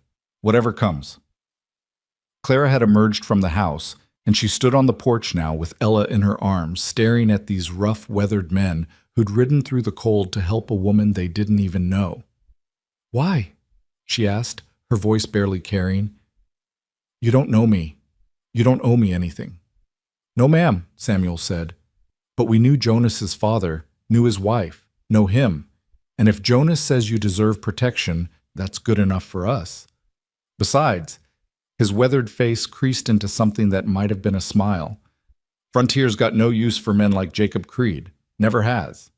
Jonas looked at these men. Neighbors he'd kept at arm's length since Catherine's death, people he'd pushed away in his grief, and felt ashamed. He'd forgotten what community meant out here, how people survived impossible conditions by standing together when it mattered most. "Thank you," he said simply. "All of you."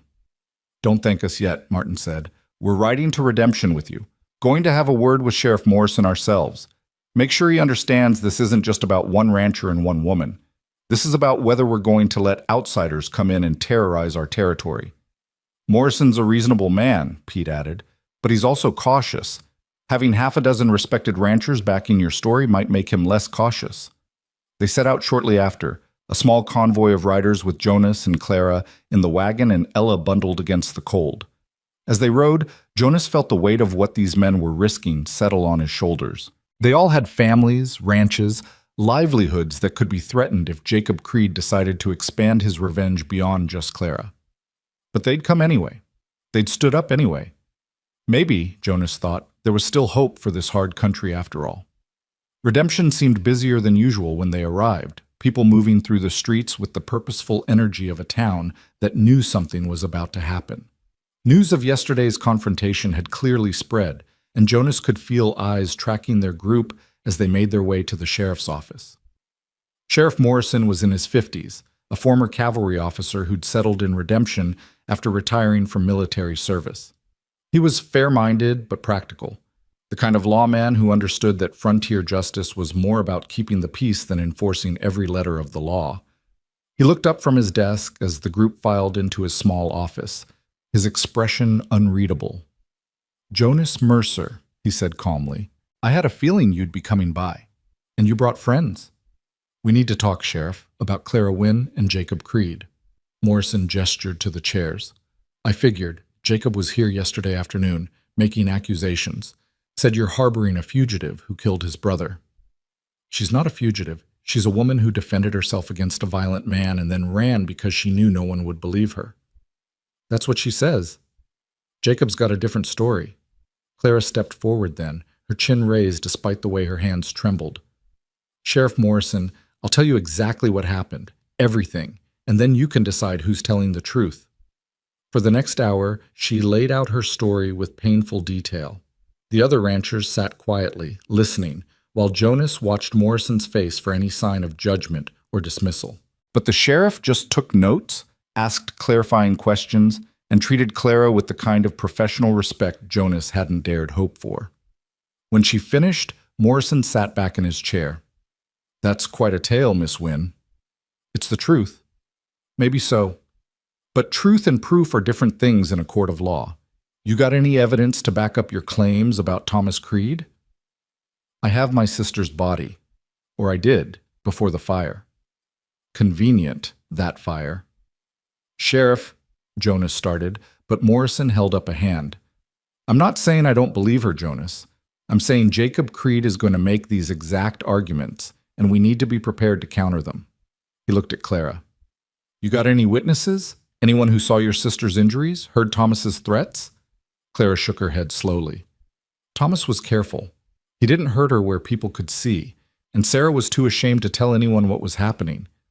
What about the night she died? Anyone else there besides you and Thomas? No, just the three of us. Morrison sighed. Then it's your word against a dead man's reputation. That's a hard case to make. So what are you saying? Jonas demanded. That she should just let Jacob take her back to Bitter Creek to hang? I'm saying the law requires evidence, and right now we don't have much of it. We have her testimony, Samuel interjected. We have the fact that she came here peacefully, worked honestly, caused no trouble. We have Jonas's word that she's been nothing but helpful and good with his daughter. All of which speaks to her character now, Morrison agreed, but doesn't prove what happened in Bitter Creek. The room fell silent, hope draining away like water through cupped hands. Jonas felt rage building in his chest. Rage at the unfairness of it, at the way the system was stacked against women like Clara, at his own helplessness to fix it. Then Clara spoke again, her voice quiet but steady. What if there were other women? Other girls Thomas hurt before Sarah? Morrison's head snapped up. Were there? I don't know for certain, but Sarah mentioned once that she'd heard rumors, that Thomas had been engaged before years ago, and the girl had broken it off suddenly, disappeared from town without explanation. Sarah wondered if maybe Thomas had always been this way. You have a name? Elizabeth something. I never heard her last name. Morrison stood, moving to a filing cabinet in the corner. Elizabeth Brennan? She would have been from Bitter Creek maybe 6, 7 years ago? I don't know, maybe. The sheriff pulled out a file, flipping through papers. Elizabeth Brennan filed a complaint against Thomas Creed 7 years ago, claimed he'd assaulted her, threatened her, but she withdrew the complaint 2 weeks later and left town. He looked up. This could be something. If we could find her, get her to testify. That's a big if, Martin said. 7 years is a long time. She could be anywhere, could be dead. Or she could be alive and willing to help, Jonas countered. Sheriff, if we could find her, would her testimony be enough? Combined with Miss Wynn's story? It might be. At least enough to prevent Jacob from taking matters into his own hands. At least enough to force a real investigation instead of frontier justice. Then we find her, Jonas said with finality. Whatever it takes. Morrison nodded slowly. I'll send telegrams to nearby towns, see if anyone's heard of her. You men, he looked at the assembled ranchers. You keep watch on Jonas's ranch. If Jacob comes back before we have answers, you make sure he knows he's outnumbered. What about me? Claire asked. What am I supposed to do? You stay alive, Morrison said bluntly. You stay put, stay safe, and you pray we find Elizabeth Brennan before Jacob Creed loses patience. They left the sheriff's office with more hope than they'd arrived with, but Jonas knew it was fragile hope, the kind that could shatter with one wrong move. As they prepared for the ride back to the ranch, Reverend Thomas approached them in the street. Jonas, Miss Wynn, might I have a word? They stepped aside while the others loaded supplies into the wagon. The Reverend's kind eyes moved between them, seeing more than Jonas was comfortable with. I heard what's happening, the Reverend said quietly. The whole town has. And I want you to know that regardless of what the law decides, you both have the church's support. Thank you, Reverend, Clara said softly. But I also want to give you both some counsel, if you'll accept it. He paused, choosing his words carefully. You're playing a dangerous game, not just with Jacob Creed, but with your own hearts. I see the way you look at each other. I see the bond forming. And I worry that you're building something on a foundation of crisis that might not survive peace. Jonas felt his jaw tighten. Reverend, with all due respect, let me finish, please. I'm not judging you. Lord knows Catherine's death left a hole in your life that grief can't fill forever. And Miss Wynn, you've suffered losses I can't imagine. It's natural to reach for comfort, for connection, for someone who understands. But make sure that what you're feeling is real, and not just the intensity of shared danger. Make sure you're choosing each other for the right reasons. He was right, Jonas realized with uncomfortable clarity. Everything between him and Clara had happened in the pressure cooker of crisis. The storm, the work, the threat of violence. They'd been pushed together by circumstance and necessity. Was what he felt for her real, or was it just loneliness and fear dressed up as something deeper? "I appreciate your concern, Reverend," Clara said, her voice measured. "But whatever Jonas and I are or aren't to each other, that's between us. Right now, I'm just trying to stay alive long enough to find out." Thomas nodded, accepting the gentle rebuke. "Fair enough. But remember, both of you, that surviving isn't the same as living. And when this is over, you'll have to decide which one you want." He walked away, leaving them standing in the cold street with his words echoing between them. "Is he right?" Clara asked quietly. Are we just holding on to each other because we're scared?" Jonas thought about it, really thought about it. About the first night when he'd carried her inside against all his better judgment. About watching her work, listening to her sing to Ella, seeing her fierce pride and stubborn determination. About the way his house felt less empty with her in it, the way Ella smiled when Clara entered a room, the way he'd started planning futures that included someone besides just him and his daughter. "I don't know," he admitted. "Maybe, partly. But Clara, I don't think fear is the only thing here. I think there's something real underneath it. Something worth protecting. Even if it costs everything?" Even then. She looked at him for a long moment, something shifting in her dark eyes. Then she reached out and squeezed his hand briefly. A promise, or maybe just an acknowledgement of possibility.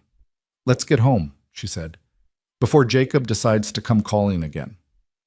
They rode back to the ranch with their escort of ranchers, the winter afternoon turning the snow golden, the mountains distant and eternal on the horizon. And Jonas thought about Reverend Thomas's words, about the difference between surviving and living, about whether what he was feeling was real or just the desperate grasping of someone who'd been alone too long. But watching Clara cuddle Ella against her chest, hearing her soft singing carrying on the wind, seeing the way she'd stood up to a sheriff and a town's worth of judgment without flinching, he knew in his bones that this was real. Whether they survived long enough to act on it was the only question left. The answer came 3 days later, not from Sheriff Morrison's telegrams, but from an unexpected source that changed everything. Jonas was in the barn repairing tack when he heard the commotion, horses approaching fast, too fast for friendly visitors. He grabbed his rifle and ran outside to find Samuel Pritchett and 2 of the other ranchers riding hard toward the house, their horses lathered despite the cold. "Jonas!" Samuel shouted before he'd even dismounted. "Get Clara! Now! Jacob's coming, and he's brought an army." Clara appeared in the doorway, Ella on her hip, her face pale. "How many?" 12, maybe 15 men, armed to the teeth. They're maybe 2 hours behind us." Samuel was breathing hard, whether from exertion or fear Jonas couldn't tell. "We rode ahead to warn you. The others are gathering everyone they can, but Jonas, there's too many of them. Even with help, we're outnumbered." Jonas's mind raced through options, discarding each as quickly as it formed. They couldn't fight 15 armed men. They couldn't run. Clara and Ella would never make it through the snow fast enough. They couldn't hide. Jacob would burn the ranch to the ground, looking for them. "There's a root cellar," Jonas said suddenly. "Under the house. Catherine used to store preserves down there. It's got a hidden entrance through the kitchen floor. Clara, you and Ella get down there now. Take supplies, blankets, whatever you need. If things go bad, you stay hidden no matter what you hear. Understood?" "Jonas, I'm not hiding while you—" "Yes, you are. This is about keeping Ella safe. That's what matters." His voice was harder than he'd intended, but there was no time for gentleness. "Please, Clara, do this for her." Something in his tone must have convinced her because she nodded and disappeared back into the house. Jonas turned to Samuel and the others. "How much time do we really have?" "Hour and a half, maybe. They stopped in Redemption first, probably looking for you there. Morrison tried to slow them down, but Jacob's got the law on his side now, brought a judge from Bitter Creek who swore out a warrant for Clara's arrest." "A judge from Bitter Creek? That's not legal." "Legal doesn't matter when you've got 15 guns backing you up." Samuel spat into the snow. "I'm sorry, Jonas, we tried. But this is going to get ugly, and I won't lie to you. We might not walk away from it." Jonas looked at these men who'd come to help him, who were willing to die for a woman they barely knew because it was the right thing to do.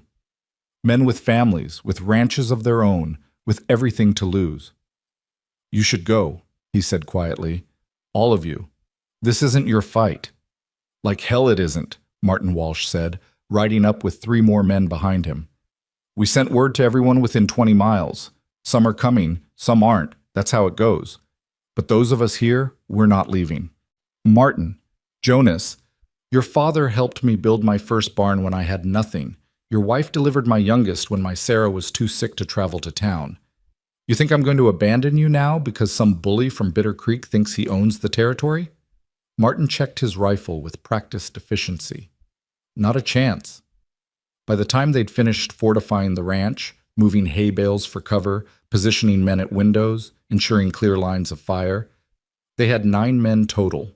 9 against 15, with Jonas's home and family caught in the middle. Clara emerged from the house one last time before Jonas made her go below. She'd changed into one of Catherine's old riding dresses, practical and worn, and her hair was pulled back severely from her face. She looked older somehow, hardened by the knowledge of what was coming. "I need you to know something," she said, pulling Jonas aside while the others made final preparations. "If Jacob takes me, if this goes the way I think it will, I need you to promise you won't blame yourself." "Clara, listen to me, please." Her voice was urgent, intense. "You gave me 3 weeks of peace. 3 weeks where I wasn't running, wasn't scared every second, wasn't alone. You gave me Ella's laughter and your terrible cooking and a home that felt real. That's more than I expected to ever have again. So if this is where it ends, if Jacob wins today, I want you to know I'm grateful. For all of it." Jonas felt something crack in his chest. "You're not going to die today. I won't let you. You might not have a choice." She reached up and touched his face gently, her hand cold against his cheek. "But Jonas, if something happens to me, take care of Ella. Love her enough for both of us. And don't let this break you. Catherine wouldn't want that. I don't want that. Stop talking like you're already gone." "I'm just being realistic." Then be realistic about this too. I'm not letting Jacob Creed take you. Not today. Not ever." He caught her hand, holding it against his face. "You hear me, Clara Wynne? You're staying here. You're staying with us. And when this is over, we're going to figure out what this thing between us is, and we're going to build something real. That's what's going to happen." She smiled then, sad and beautiful. "You're a dreamer, Jonas Mercer." Catherine used to say the same thing. He released her hand reluctantly. "Now get below. And Clara, if you hear shooting, if things sound bad, you take Ella and you run out the back tunnel. There's an old mining shaft that opens up half a mile north. Follow the creek bed. Samuel knows where it goes. Promise me you'll run if you have to." "I promise." She went inside then, and Jonas watched through the window as she descended into the root cellar with Ella, the trapdoor closing behind them like a coffin lid. Then he picked up his rifle and joined the other men in their waiting. The next hour crawled by like a wounded animal. The men talked in low voices, checking weapons, sharing what little tobacco they had, telling stories that were meant to ease tension but only highlighted how fragile everything was. Jonas couldn't stop thinking about Clara and Ella below, about how thin the floorboards were, about how little protection they'd have if bullets started flying. "Jonas," Samuel said quietly, moving beside him at the window, "if this goes south, if they breach the house, you get down there with them. We'll hold them off as long as we can. I'm not hiding while you fight my battle. It's not about hiding. It's about surviving. Someone needs to protect that baby, and Clara can't do it alone if she's scared out of her mind." Samuel's weathered face was grim. "Your father made me promise, the day before he died, that I'd look after you if anything happened. I'm looking after you now. So if I tell you to get down there, you get down there, understood?" Jonas wanted to argue, wanted to insist he'd stand and fight no matter what, but he knew Samuel was right. Ella had to come first. Everything else was secondary to keeping her safe. "Understood," he said finally. "Good. Now," Samuel went still, his eyes fixed on the horizon. "There. You see that?" Jonas looked where Samuel pointed and felt his stomach drop. A line of riders cresting the ridge, moving with the slow confidence of people who knew they had the numbers and the law on their side. 15 men, just like Samuel had said, with Jacob Creed at the front riding a black horse that matched his dark clothes. They came on steadily, not hurrying, taking their time. Jonas watched through the rifle sight as they spread out in a rough semicircle around the house, positioning themselves to cover all exits. Professional. Organized. This wasn't going to be a negotiation, this was a siege. Jacob rode forward alone, stopping just beyond rifle range. "Jonas Mercer," his voice carried clearly in the cold air. "I know you're in there, and I know you've got Clara Wynne with you. Send her out, and nobody needs to get hurt." Jonas moved to the door but didn't open it, shouting through the heavy wood. "She's under my protection, Creed. You want her, you go through proper legal channels." "I've got proper legal channels right here." Jacob held up a piece of paper. "Warrant signed by Judge Harrison of Bitter Creek, authorizing me to retrieve a fugitive from justice. That's as legal as it gets." "Harrison's got no jurisdiction in Wyoming territory. He's got jurisdiction wherever I say he does." Jacob's voice turned colder. "You're outgunned and outmanned, Mercer. You've got maybe 8, 9 men in there. I've got 15. Math's not in your favor." "Maybe not, but we've got the high ground and good cover. You come at us, you'll lose men. Maybe a lot of men. That worth it to you?" "Worth it? Hell yes, it's worth it. That woman killed my brother. She's going to answer for it." "She defended herself against a man who murdered her sister," Jonas shouted back. "Your brother was a monster, Creed. Everyone in Bitter Creek knows it. They're just too scared to say it." The silence that followed was dangerous. Jonas could see Jacob's shoulders tense, could feel the rage radiating across the distance between them. "You've got 1 hour," Jacob finally said. 1 hour to send her out. After that, we come in and take her. And anyone standing in our way dies. That includes you, Mercer. That includes every man who rode here thinking he could play hero. 1 hour. That's all the mercy you get." He wheeled his horse around and rode back to his men. They settled into positions, rifles ready, waiting. The siege had begun. Inside the house, the men looked at each other with the grim understanding of people facing impossible odds. "We could fight," Martin said, but he didn't sound convinced. "Make them pay for every inch." "And get everyone killed," Samuel countered. "Jonas, there's got to be another way." "There isn't. Not unless—" Jonas stopped, an idea forming. Desperate, probably stupid, but maybe their only chance. "What if we buy time? What if we pretend to negotiate while Morrison gets here with help?" Morrison's in redemption. Even if someone rode for him the moment Jacob's men arrived, he's hours away. Then we need to stretch that hour as long as possible. Keep talking, keep stalling, keep Jacob thinking there's a chance we'll give in. "You think he'll believe that?" "I think he's arrogant enough to believe anything that serves his purposes." Jonas moved away from the window. "Samuel, you and Martin keep watch. The rest of you, check ammunition. Make sure we're ready if this goes bad. I'm going to try talking to Jacob again, see if I can drag this out." He opened the door a crack and shouted, "Creed, I want to talk, just you and me, halfway between your line and mine." A long pause. Then Jacob rode forward slowly. Jonas stepped out onto the porch, rifle in hand but pointed down, and walked to meet him in the snow-covered yard. Up close, Jacob looked even more dangerous than Jonas remembered. His eyes were flat and cold, the eyes of someone who'd killed before and would kill again without hesitation. But there was also grief there, hidden beneath the anger, real pain over his brother's death, twisted into something ugly by pride and the need for vengeance. "You're wasting time, Mercer." "Maybe, but I figure we should talk before people start dying." Jonas kept his voice level, reasonable. "Your brother's dead. Nothing I do or you do changes that, but killing more people won't bring him back. It'll give me satisfaction." "Will it? Or will you just have more blood on your hands and still be empty inside?" Jacob's jaw tightened. "You don't know anything about me or what I'm feeling. I know grief. I know what it's like to lose someone you love and want someone to blame. But Clara didn't kill your brother out of meanness or greed. She was trying to survive, that's all. She pushed him down the stairs. That's murder. It's self-defense. Thomas killed her sister. He would have killed Clara too if she hadn't fought back. That's her version. I've got a different one. From who? Thomas is dead. Sarah's dead. Clara's the only witness left, and you're determined not to believe her because it's easier to make her a villain than admit your brother was a monster. Jacob's hand drifted toward his gun. Careful, Mercer. You're talking about my blood. I'm talking about the truth.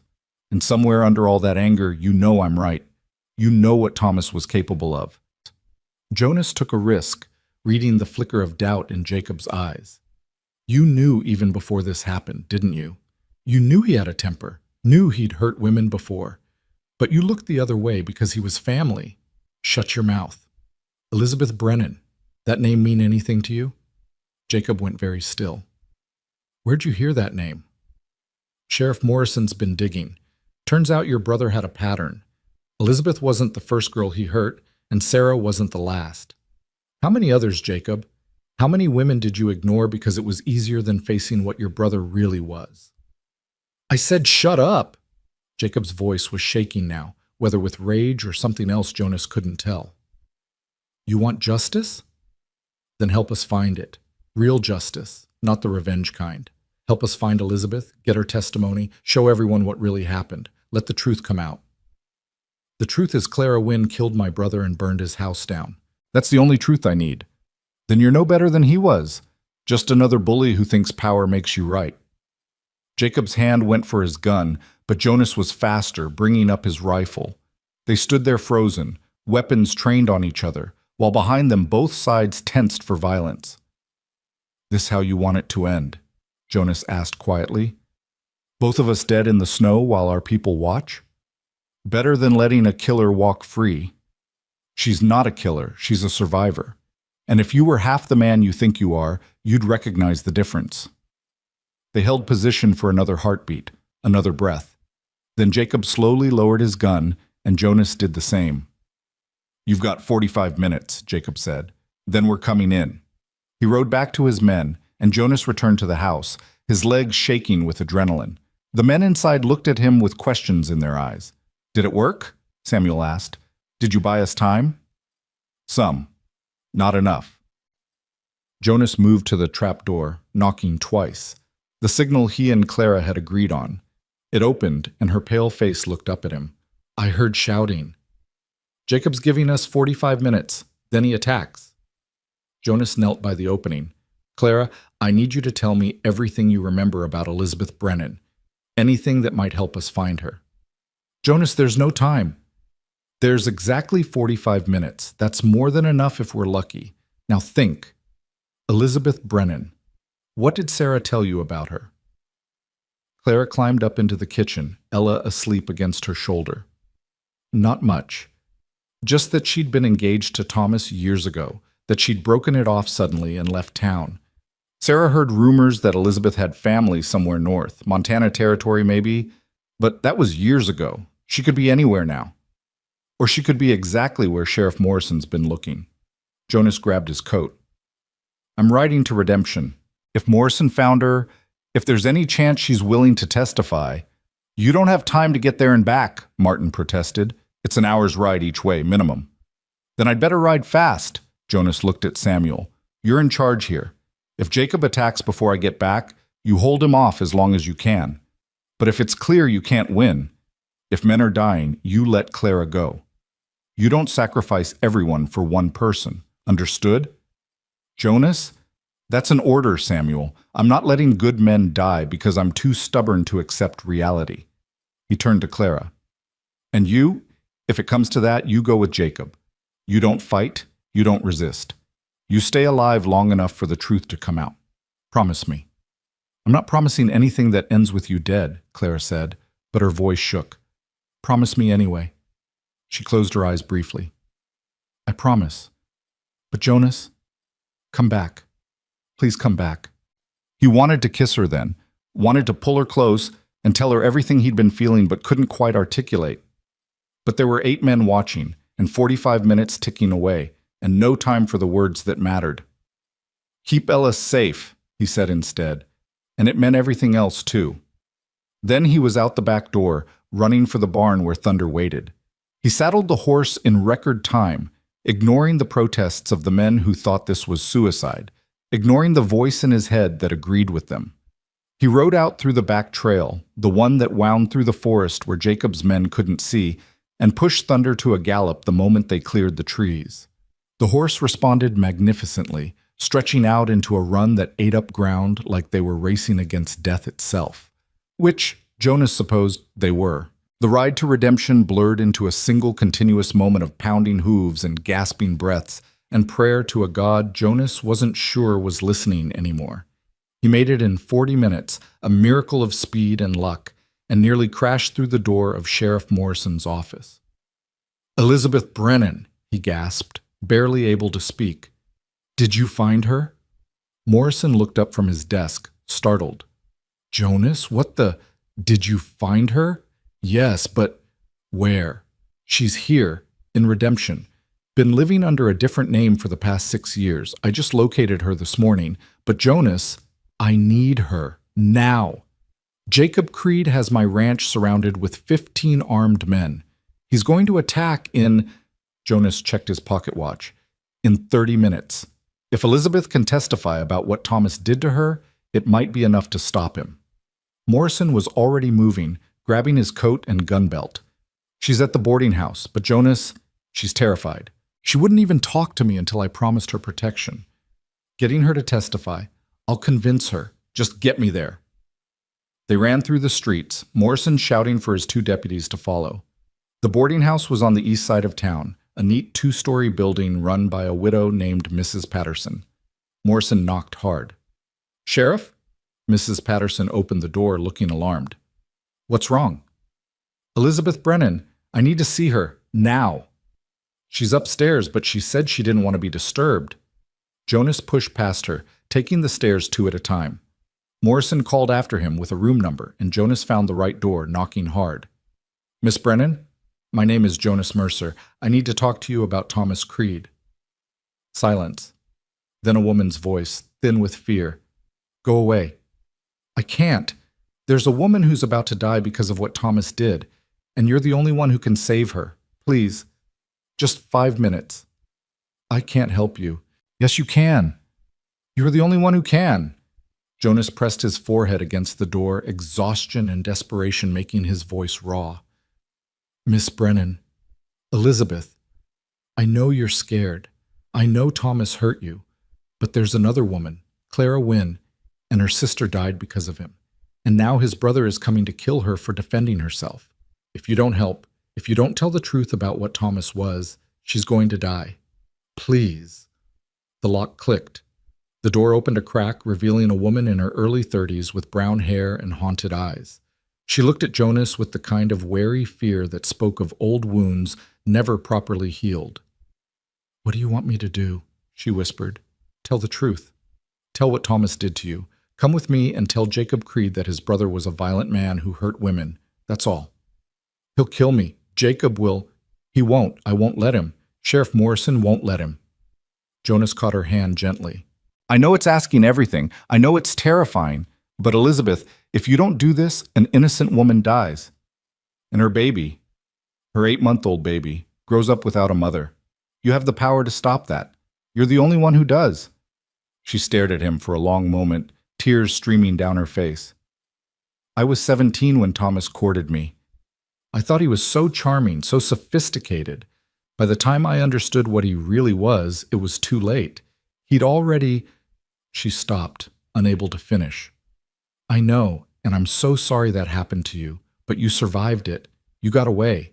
Now help Clara do the same."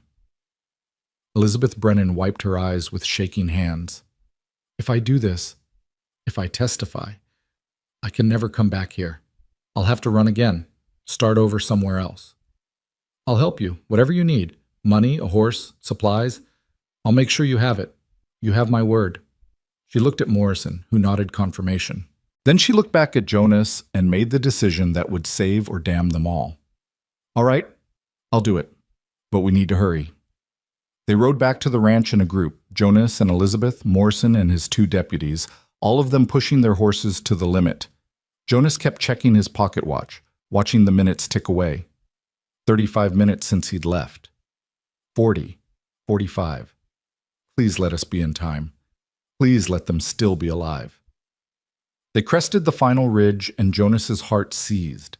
Smoke was rising from the ranch, not a lot, just a thin column, but enough to mean shots had been fired, something had happened. He spurred Thunder to one final burst of speed, racing down the slope with Elizabeth and the others behind him. The scene that met them was chaos barely contained. Jacob's men had moved closer to the house, and there were burn marks on the porch where someone had thrown a torch.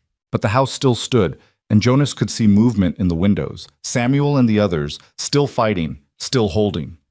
Jacob saw them coming and turned his horse, confusion flickering across his face when he saw the size of Jonas's reinforcements. Morrison rode forward, his star glinting in the afternoon sun. "Jacob Creed, I'm ordering you to stand down. Now." "On what authority? You've got no jurisdiction here."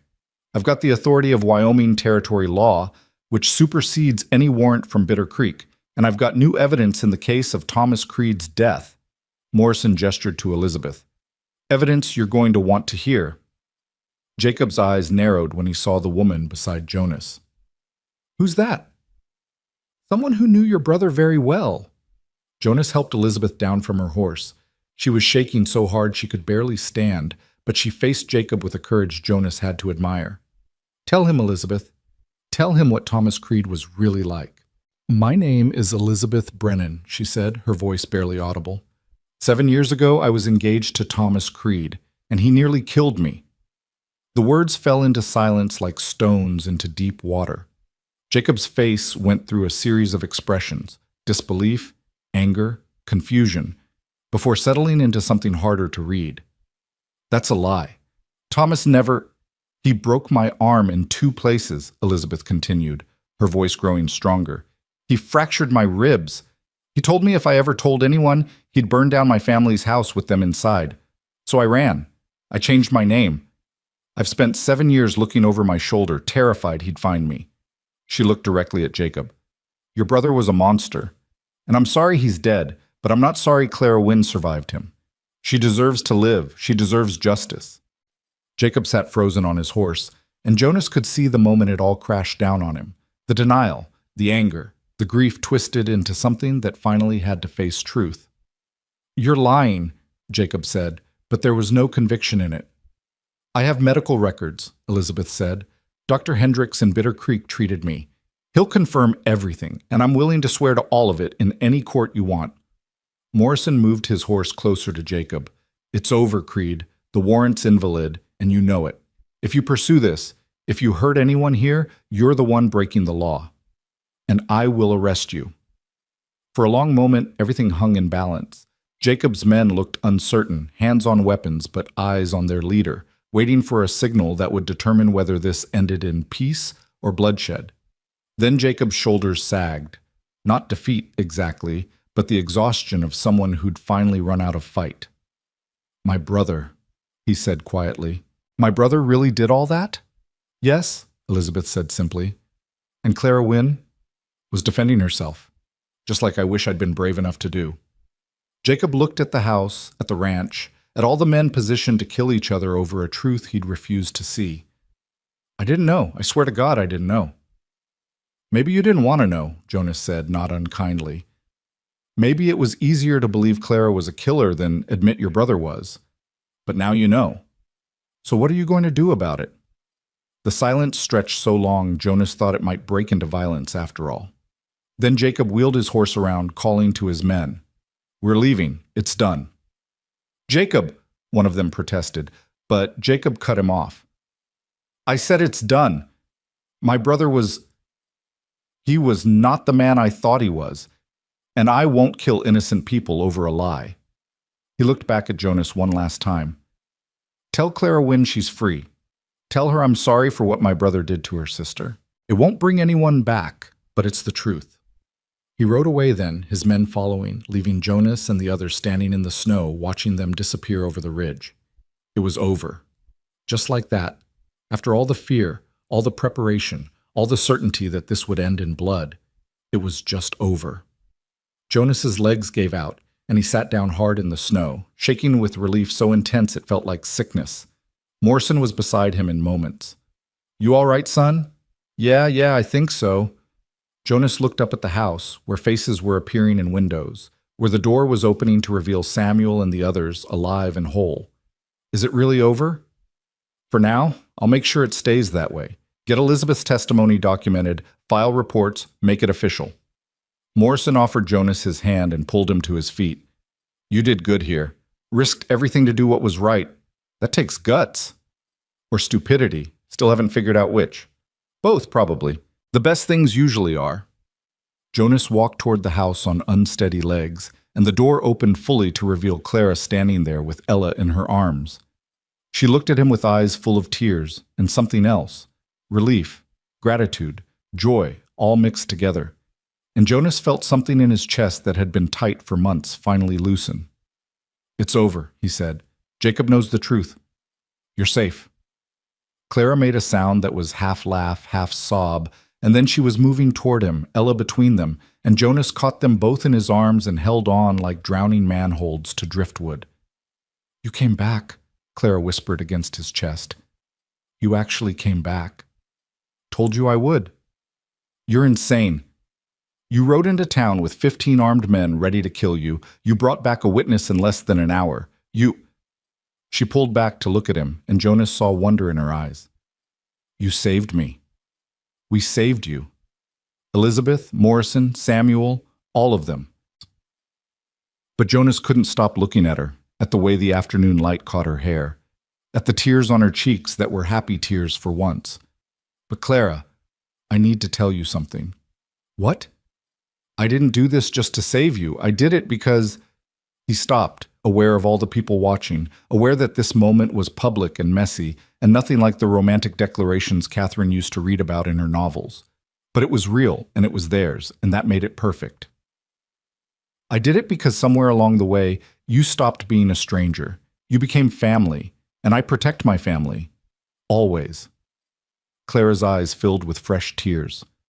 Jonas Mercer, are you saying what I think you're saying? I'm saying I want you to stay. Not as help. Not as someone paying off a debt. Just stay. Be here. Be part of this. He looked down at Ella, who was watching them both with her serious dark eyes.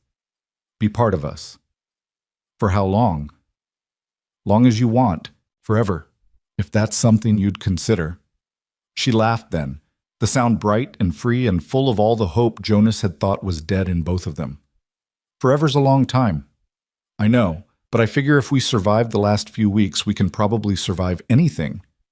That's terrible logic. Catherine used to tell me the same thing. Jonas smiled, and it felt like the first real smile he'd managed since his wife's death.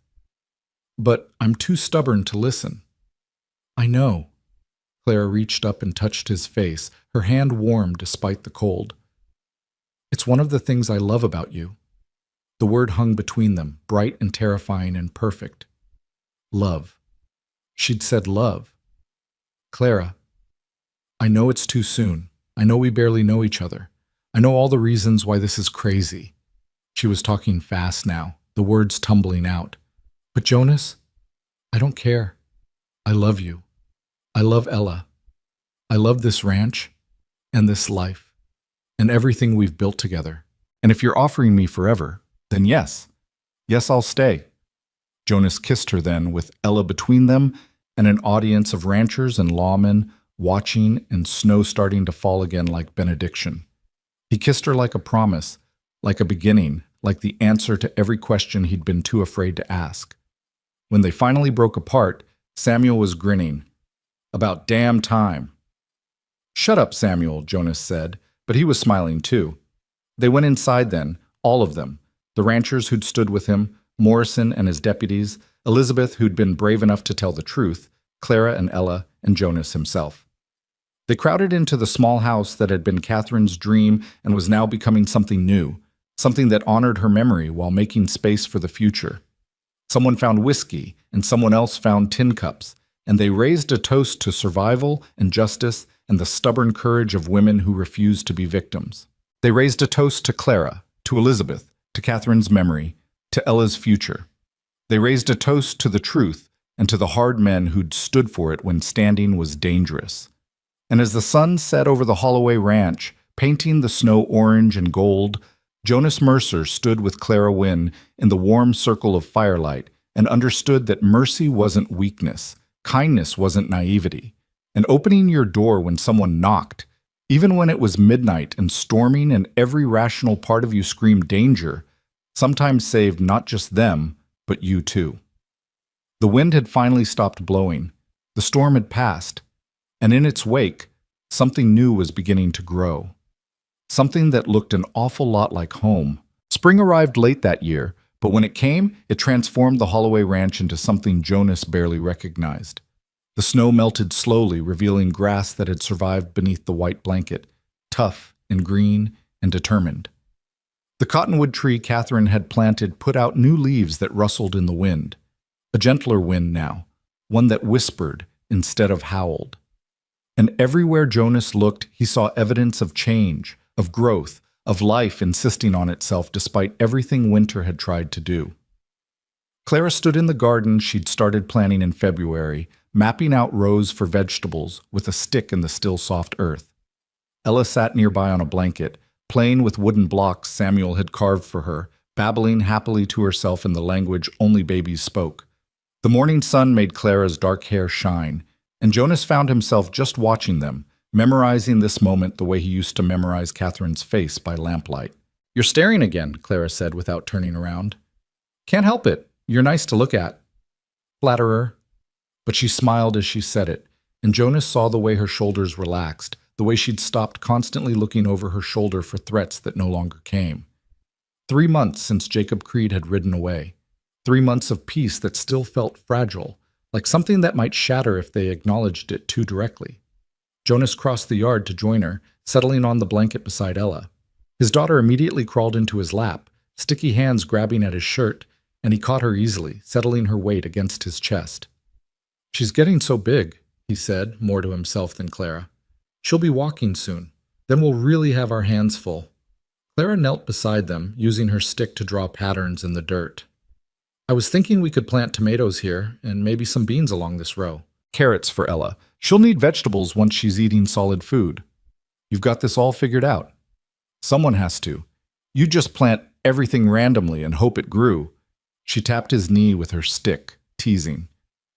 "You're good at many things, Jonas Mercer, but planning isn't one of them." "That's what I have you for." The words came out naturally, easily, like they'd always belonged together. And maybe they had. Maybe from that first night when Clara had knocked and Jonas had answered, they'd been moving toward this moment, this garden, this spring, this family they were building from broken pieces.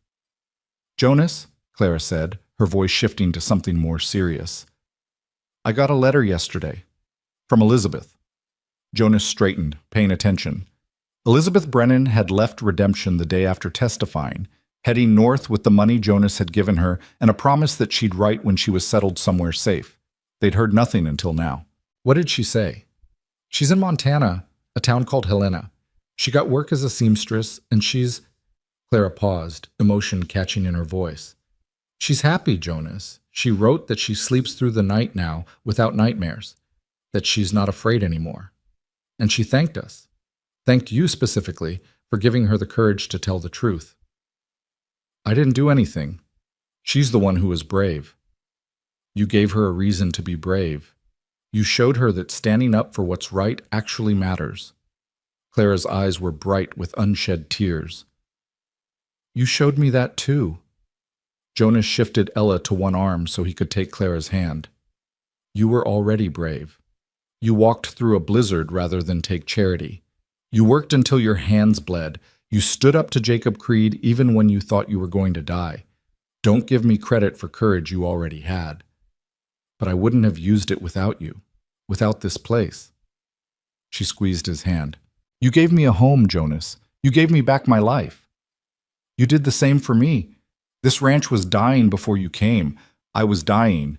And now—" He looked around at the garden, taking shape, at Ella playing contentedly, at the house with its repaired shutters and fresh paint. Now everything's growing again. They sat together in the morning sun while Ella played and the wind whispered through new leaves.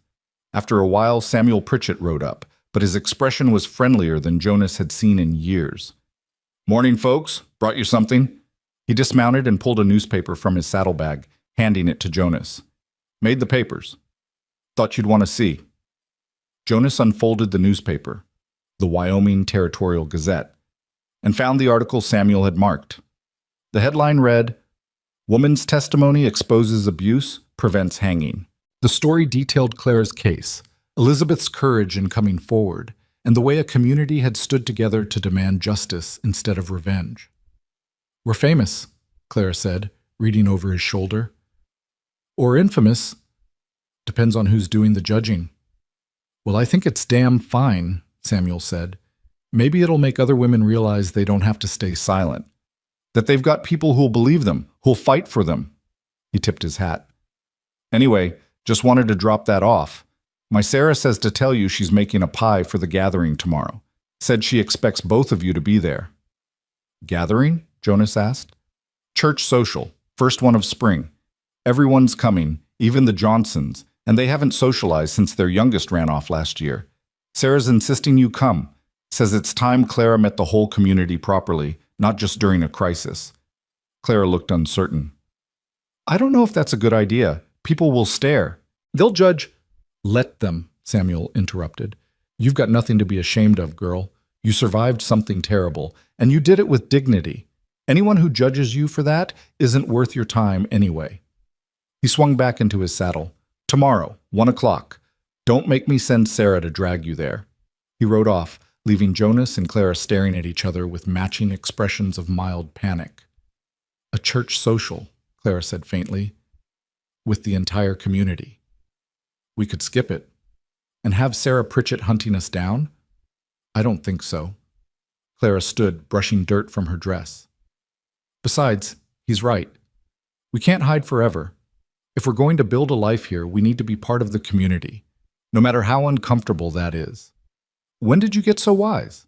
"I've always been wise. You just weren't paying attention." The next afternoon found them dressed in their best clothes. Jonas in the suit he'd worn to his wedding and Catherine's funeral, Clara in a dress she'd remade from one of Catherine's prettier gowns. Ella wore a new outfit Clara had sewn herself, white with tiny blue flowers embroidered at the collar. They looked like a family. They felt like one too. The church was packed when they arrived, every pew filled with ranchers and their families, townspeople from Redemption, even Reverend Thomas standing at the front with a welcoming smile. Conversations died when Jonas, Clara, and Ella entered, dozens of eyes turning to track their progress. Jonas felt Clara tense beside him, felt her instinct to run warring with her determination to stay. He took her hand, squeezing gently. "We walk in together. We show them we're not ashamed." "I'm terrified." "Me too. But we do it anyway." They walked down the center aisle with Ella between them, Clara holding the baby, while Jonas kept his hand on Clara's back. The silence was oppressive, judgmental, exactly what Jonas had feared. Then Samuel Pritchett stood up from his pew. "Welcome, Jonas." "Welcome, Clara. We saved you seats up front." Others began standing too. Martin Walsh and his family, Pete Thornton and his wife, the men who'd stood with Jonas during the siege and the women who'd supported their decision. One by one, they stood in silent solidarity, transforming what could have been condemnation into acceptance. By the time Jonas and Clara reached the front pew, half the church was standing. And when they sat down, Sarah Pritchett leaned over and whispered, "You look beautiful, dear, both of you." Clara's hand found Jonas's, gripping tight, and he knew she was fighting tears. But these were different tears than the ones she'd shed in fear and desperation. These were tears of belonging, of finally having a place where she didn't have to hide or run or pretend to be someone she wasn't. Reverend Thomas stepped forward, and the congregation settled. "Brothers and sisters," he began, "we gather today to celebrate spring, the season of renewal, of growth, of life returning after long winter. And I can think of no better example of that renewal than what we've witnessed in our own community these past months." He looked directly at Clara and Jonas. "We've seen courage in the face of fear. We've seen truth triumph over lies. We've seen neighbors stand together when it would have been easier to look away. And most importantly, we've seen that mercy and justice are not opposites, but partners in building a community worth belonging to." The service continued with hymns and prayers, with children squirming in pews and babies, including Ella, making their presence known with perfectly timed interruptions. It was chaotic and noisy and utterly normal, and Jonas found himself relaxing into it, letting the ordinariness wash over him like absolution. After the service, there was food, tables laden with pies and casseroles, roasted meats and fresh bread, all the bounty a community could produce when everyone contributed. People approached Jonas and Clara tentatively at first, then with more confidence as they realized they wouldn't be rebuffed. "My daughter's been asking about you," Mrs. Henderson said to Clara, a toddler clinging to her skirts. "She heard you were good with sewing. Would you consider teaching her? I'd pay, of course." "I'd be happy to," Clara said, surprised. "No payment necessary. I'm always glad to pass on the skill." "Well, if you're sure," Mrs. Henderson smiled. "Maybe we could work out a trade? My husband's a blacksmith. If you need any tools repaired, actually, we do need new hinges for the barn door." And just like that, Clara was part of the community's informal economy of trades and favors, the web of mutual support that kept frontier life functioning. Jonas watched her negotiate and smile and gradually relax into conversation, and he felt something warm settle in his chest. Harold Chen approached with his wife and 2 young sons. "Jonas, Clara, good to see you both." "Clara, those pieces you made sold within days. I've got 3 customers asking for more if you're willing." "I am. Thank you, Harold." "Don't thank me. Thank your talent. You've got a real gift." He lowered his voice slightly. "And Clara, if you ever need anything, supplies, credit, just someone to talk to, my door is always open. What you survived, what you fought through, my wife and I want you to know you've got friends here." "Thank you," Clara whispered. "That means more than you know." The afternoon stretched long and golden, filled with laughter and food, and the particular kind of chaos that came from having dozens of children running wild while adults pretended to supervise. Ella found herself being passed from person to person, accumulating admirers and sticky fingers with equal enthusiasm. Jonas ended up in conversation with a group of ranchers discussing cattle prices and water rights, the ordinary business of ordinary life. But his eyes kept drifting to Clara, watching her teach Mrs. Henderson's daughter the basic stitches, watching her laugh at something Sarah Pritchett said, watching her slowly transform from the terrified woman who'd collapsed in his yard to someone who belonged. "You're going to marry her, aren't you?" Samuel said quietly, appearing at Jonas's elbow. "Haven't asked yet." "But you're planning to." Jonas didn't deny it. "Would that bother you? Catherine's barely been gone 6 months. "Catherine's been gone 6 months," Samuel interrupted. "And in that time, you've survived an impossible winter, protected someone who needed protecting, and rebuilt something that was dying into something that lives again. You think Catherine would be angry about that? She'd be proud." The old man's eyes were kind. "She'd want you to be happy, Jonas. She'd want Ella to have a mother. And if Clara's the one who makes both those things possible, then Catherine would be the first one pushing you toward the altar." "I miss her," Jonas said quietly. "Every day, I miss her." "Of course you do. That's how love works. It doesn't disappear just because the person does." "But Jonas, missing Catherine doesn't mean you can't love Clara too. The heart's got more room than we think." "Is that wisdom or wishful thinking?" "Both, probably. The best advice usually is." As the sun began its descent toward the mountains, families started packing up to head home before dark. Jonas and Clara helped clean, gathering dishes, and folding blankets, working side by side with the easy coordination of people who'd learned each other's rhythms. "That wasn't as terrible as I expected," Clara admitted as they loaded their wagon. High praise. "I mean it. People were kind, accepting. I didn't expect that. People surprise you sometimes, usually right when you've given up expecting anything good from them." Jonas settled Ella in her basket, tucking blankets around her. "Clara, there's something I want to talk to you about, but not here. When we get home?" Something in his tone made her look at him sharply. "Is everything all right?" "Everything's fine. Better than fine. I have something to ask you, something important." They rode home through the spring evening, the air soft and warm, the stars beginning to emerge in the darkening sky. Ella fell asleep almost immediately, lulled by the wagon's motion, and Jonas and Clara sat side by side in comfortable silence. When they reached the ranch, Jonas put the horses away while Clara carried Ella inside and put her to bed. By the time he came in, Clara had started a fire and was making tea, her movements automatic and domestic in the space that had become as much hers as his. "So," she said, handing him a cup. "What did you want to talk about?" Jonas took a sip of tea, buying time, trying to organize words that seemed determined to tangle on his tongue. Finally, he just set down the cup and faced her directly. "I've been thinking about the future, about what comes next for all of us." "All right." "The ranch is doing better. We've got enough cattle to make it through another winter, assuming nothing catastrophic happens. Harold's selling your work faster than you can make it. Ella's healthy and happy. Everything is stable. For the first time since Catherine died, everything feels solid." "That's good, isn't it?" "It's very good. But Clara, I don't want stable if it means you're still just helping. I don't want solid if it means we're just pretending this is temporary." He took her hands, holding them gently. "I want permanent. I want forever. I want to wake up every morning knowing you're here not because you owe me or because you're running from something, but because you chose to stay." Clara's eyes widened. "Jonas!" "Let me finish, please." He took a breath. "I know it's fast. I know Catherine hasn't been gone long. I know people will talk and judge and say it's inappropriate. But Clara, I don't care. Catherine taught me that life's too short to waste on should-haves and might-have-beens. She taught me to grab hold of good things when they show up and not let go just because it's uncomfortable or complicated." "What are you saying?"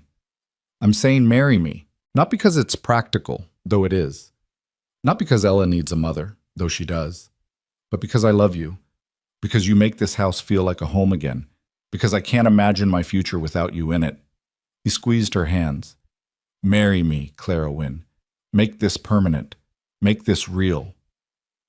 Clara stared at him with tears streaming down her face, her hands trembling in his. "You love me? Is that really the surprising part of this conversation?" "Yes. Jonas, I hoped, but I didn't dare believe that you might actually—" She laughed through her tears. "You love me? More than I thought possible, more than makes sense given how short a time we've known each other. But yes, Clara, I love you. I love you too. I've loved you since the night you let me stay. Since you gave me Catherine's shawl and your trust and a chance to be more than just a woman running from her past." She pulled her hands free and touched his face. "Yes, yes, I'll marry you. Yes to everything." Jonas kissed her then, properly this time, without an audience or a crisis forcing the moment. He kissed her like a promise, like a beginning, like the answer to every prayer he'd been too afraid to voice. And when they finally broke apart, both of them were crying and laughing and trying to catch their breath. "When?" Clara asked. "When should we—" "Soon. Tomorrow if Reverend Thomas will do it. Next week if he won't." Jonas grinned at her stunned expression. "What? You think I'm going to wait months and risk you changing your mind?" "I'm not going to change my mind." "Good. Then there's no reason to wait." They were married 3 weeks later in the same church where they'd attended the social with the entire community in attendance. Clara wore a dress she'd made herself from fabric Harold Chen had donated, cream-colored cotton with delicate embroidery at the collar and sleeves, simple and beautiful. Jonas wore his Sunday suit with a new shirt Sarah Pritchett had insisted on making. Ella attended too, passed between Sarah and Mrs. Henderson during the ceremony, gurgling happily at all the attention. And when Reverend Thomas pronounced them husband and wife, the church erupted in applause that sounded like homecoming. The reception afterward was held at the ranch, with neighbors contributing food and labor to transform the property into something festive. Someone had strung up lanterns. Someone else had brought a fiddle. And as the sun set and the dancing began, Jonas found himself watching Clara waltz with Samuel Pritchett, her face flushed and happy, and felt a gratitude so profound it was almost painful. "She's good for you," a voice said beside him. Jonas turned to find Sheriff Morrison standing there, a cup of punch in hand. "Sheriff, didn't expect to see you here." Wouldn't miss it. You and Clara, you're proof that sometimes the law gets it right. That justice can actually work when good people insist on it. Morrison raised his cup in a small toast. Here's to you both. May you have all the happiness you've earned. Thank you. For everything you did. For believing Clara when you had every reason not to. I believe the evidence. The evidence just happened to support a woman who deserves support. Morrison took a sip of punch. By the way, I got word from Bitter Creek last week. Jacob Creed sold his brother's property. He's heading east, leaving the territory entirely. Said he couldn't stay in a place that reminded him of Thomas. Is that good or bad? Good, I think. He's letting go, moving on. That's healthier than holding on to hate. Morrison glanced at Clara, still dancing. We all need to know when to let go of the past and grab hold of the future. Jacob's learning. You learned months ago. The sheriff walked away, leaving Jonas with thoughts that felt more like peace than he'd known in a long time. He watched the party for a while longer, watched Samuel teach Ella to clap along with the music, watched Martin and Pete argue good-naturedly about cattle breeding, watched the community that had rallied around them celebrate not just a wedding, but a victory. Then Clara was there, pulling him onto the makeshift dance floor. You can't hide at your own wedding, Mr. Mercer. I'm not hiding, Mrs. Mercer, I'm observing. Well, observe while dancing. She fitted herself against him as the fiddle launched into a slower song, and they swayed together under the lantern light. Happy? More than I thought possible. Me too. She rested her head against his chest. Jonas, can I tell you something? Always. That first night, when I knocked on your door, I didn't think I'd live through the storm. I'd given up. I was so cold and so tired and so convinced that nothing good was left in the world. And then you opened the door. Her voice caught. You opened the door and let me in, and you saved me in ways that have nothing to do with the storm. You saved me too. This ranch, this life, it was just existing before you came. You made it living again. They danced while the stars wheeled overhead and the music played on, and their community celebrated around them. And Jonas thought about the knock that had changed everything, about the choice he'd made to open instead of close, to help instead of hide, to risk everything on a stranger who'd become the most important person in his world besides Ella. The seasons turned as they always did, indifferent to human drama. Summer came hot and bright, and Clara's garden produced enough vegetables to feed them through the year with surplus to sell. Ella took her first steps in August, stumbling between Jonas and Clara with the determined concentration of someone accomplishing the impossible. The ranch prospered in small ways. More healthy calves, better grass, repairs that actually held through storms. Fall arrived with its familiar glory, painting the mountains gold and red. Jonas and Clara worked side by side, bringing in the harvest, preserving food for winter, preparing for the cold they knew was coming. But this time, winter didn't feel like a threat. This time, they faced it together, with full stores and a warm house, and the certainty of companionship through the dark months. On a particularly crisp October evening, Jonas found Clara on the porch watching the sunset. She'd been there a while, he could tell, lost in thought. He settled beside her, and she leaned into him automatically. "What are you thinking about?" he asked. "Sarah, my sister, wondering what she'd think of all this. I think she'd be happy for you." "I hope so. She always wanted me to find someone good, someone who'd treat me right." Clara's hand found his. "She would have liked you. Would have liked this place, this life." "I'm sorry you lost her." "Me too. Every day." She was quiet for a moment. "But Jonas, I've been thinking, what if we gave Ella Sarah as a middle name? I know Catherine had a name picked out, and I don't want to override that, but Catherine's choice was Ella Rose.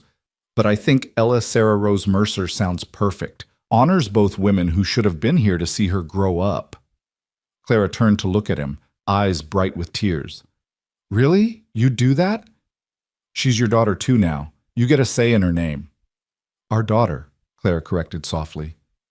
"Ours." Winter came again, but it was different this time. The house that had felt like a tomb the previous year now rang with laughter and life. Clara taught Ella songs while Jonas worked on ranch accounts. They read together by the fire, played with the baby, planned for spring. And when storms came and they always came, Jonas and Clara would stand at the window watching the wind rage, holding each other, remembering the night a knock had changed everything. "You know what I realized?" Clara said one evening during a particularly fierce blizzard. "What's that?" "The wind doesn't scare me anymore. It used to be all I could hear, this constant howling that felt like the world was angry, like nature itself was trying to kill me. But now," she gestured to the warm room, to Ella sleeping peacefully in her cradle, to Jonas beside her. "Now it's just wind, just weather. The howling is outside and we're in here, safe." "The wind stopped blowing," Jonas said, remembering the night she'd arrived. "No, the wind's still blowing. It'll always blow. That's Wyoming. But it can't touch us anymore. We built something stronger than wind." Jonas pulled her close, feeling the truth of her words settle into his bones. They had built something, not just a marriage or a family, but a shelter against all the storms life could throw at them. A home made of trust and courage and the kind of love that grew, not despite hardship, but because of it. Spring returned eventually, because spring always did, bringing new life to the land. Clara's garden grew larger, more ambitious. Ella learned to talk, calling Jonas Papa and Clara Mama with equal enthusiasm. The ranch expanded slowly, carefully, always within their means, but always growing. Other things grew too. Harold Chen opened a second store and asked Clara to supply it with her embroidery. Elizabeth Brennan wrote regularly from Montana, her letters full of her own slow healing and the new life she was building. Jacob Creed sent a single letter, forwarded through Sheriff Morrison, apologizing for his actions and enclosing money to help cover the damages from the siege. Jonas used it to buy new breeding stock, turning pain into prosperity. And 2 years after that first knock, on a spring morning that smelled like fresh grass and possibility, Clara told Jonas she was pregnant. They stood together in the garden, Ella playing at their feet, and Jonas felt the familiar mixture of terror and joy that came with new life. But this time the terror was smaller, manageable. This time he knew they could handle whatever came. "Are you scared?" Clara asked, watching his face. "Terrified." "You?" "Absolutely. But Jonas, I'm also happy. So happy I don't quite know what to do with it." He kissed her forehead, then knelt to scoop up Ella, who was trying to eat dirt with the determination of a scientist conducting experiments. "You hear that, little bird? You're going to be a big sister." Ella patted his face with muddy hands and said something that might have been sister or might have been cookie. With toddlers, you could never quite tell. "We're going to need a bigger house," Clara said, looking at the ranch with calculating eyes. "And more help. Maybe we could hire someone to assist with the cattle. Give you more time with the children?" "Children, plural? That's going to take some getting used to." "We've gotten used to stranger things." She was right, of course. They'd gotten used to grief transforming into joy, to fear becoming courage, to strangers becoming family.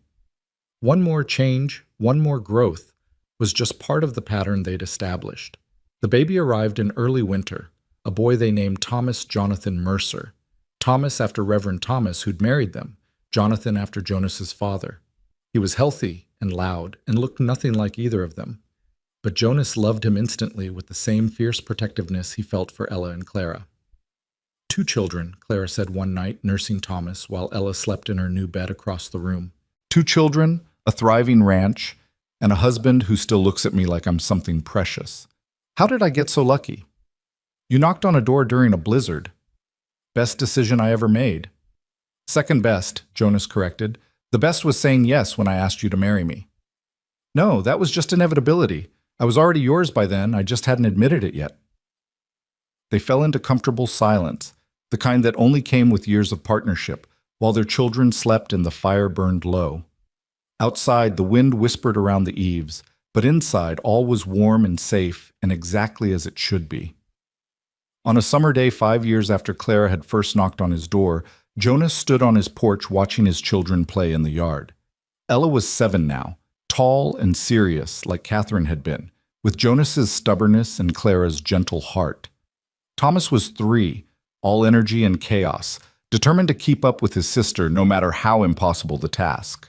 Clara emerged from the house, wiping flour on her apron, and settled beside Jonas on the porch swing they'd built together the previous spring. She was pregnant again, just barely showing, though they hadn't told the children yet, and Jonas could see the way she cradled her belly unconsciously, protectively. "Remember when this place was falling apart?" Clara asked, surveying the ranch. "When you could barely keep up with the work and Ella cried all the time and everything felt impossible." "I try not to. Those weren't good days." "No, they weren't. But Jonas, look what came from them. Look what we built." She gestured to the expanded barn, the thriving garden, the new chicken coop Samuel had helped construct. "We took something broken and made it whole again. We made it better than whole. We made it home." As if to emphasize the point, a wagon came rattling up the drive. Jonas recognized it immediately. Harold Chen, making one of his regular visits to collect Clara's work and deliver supplies. But today he had passengers. A woman and two small children, all of them looking exhausted and frightened. Jonas and Clara exchanged a glance, understanding passing between them without words. They knew that look. They'd both worn it once.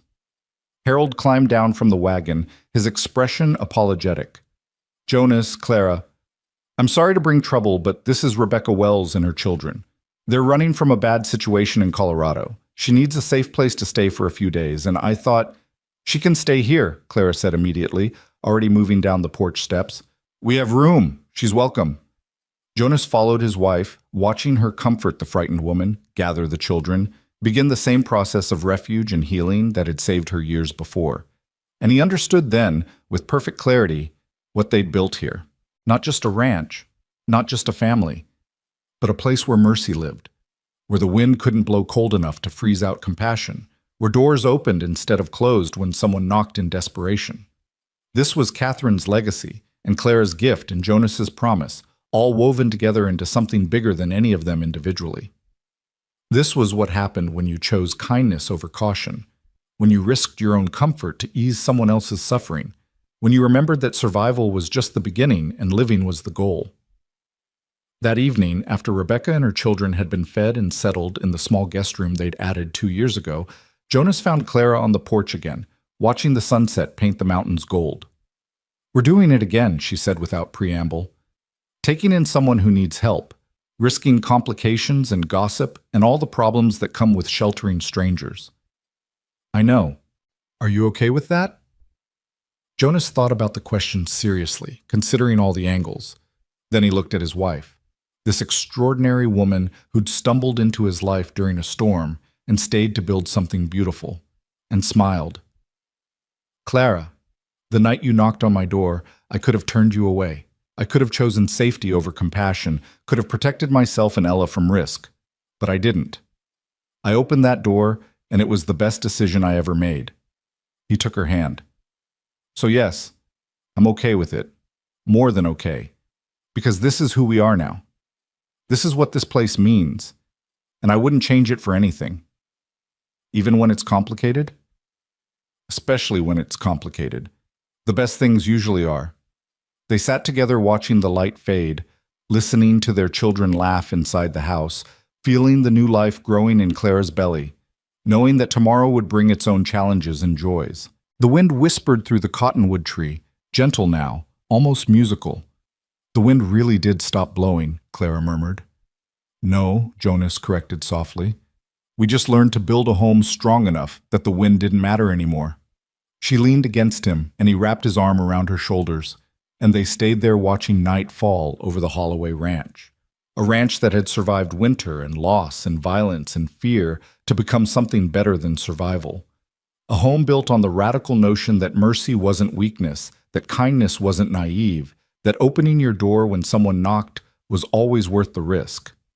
Years later, when Ella asked her father to tell her about the night Mama first came to the ranch, Jonas would think carefully about how to explain it. About storms and strangers, and the choice to help even when helping was dangerous. About how sometimes the people who save you are the ones you save first. About the way grief could transform into hope if you were brave enough to let it. But the heart of the story, the part he always emphasized, was simple. She knocked, and he opened. Everything else, the love, the family, the home, the life they'd built together, flowed from that single moment of choosing connection over isolation, risk over safety, hope over fear. The wind had teeth that first night, teeth that could have killed. But inside, by the fire, there was warmth. There was mercy. There was a man who remembered his wife's words about not becoming stone. And there was a woman who'd survived the unsurvivable and was willing to try, one more time, to trust another human being. They'd both been broken when they met. But broken wasn't the same as bad, and broken things could be mended if you were patient and gentle and willing to do the work. So they'd done the work. They'd built a life. They'd created a home where the wind couldn't reach, where children laughed and strangers found safety and love grew in the spaces grief had carved out. And every night, when Jonas locked the door before bed, he'd think about that first knock, about the choice he'd made to answer instead of ignore, about how a single moment of compassion had transformed everything. The wind still blew across Wyoming territory, harsh and unforgiving, carving the land into something beautiful and terrible. But inside the Holloway Ranch, in the house that Jonas and Catherine had started and Jonas and Clara had completed, there was warmth. There was family. There was love that had earned its place through trial and courage and the stubborn refusal to let hardship win. The wind still blew, but they'd built something stronger than wind. They'd built a home. And that, Jonas thought every night as he checked on his sleeping children and kissed his wife goodnight, was worth more than all the safety in the world. Worth every risk he'd taken. Worth every moment of fear and uncertainty. Because she'd knocked at midnight, and he'd opened the door, and the wind had finally stopped blowing.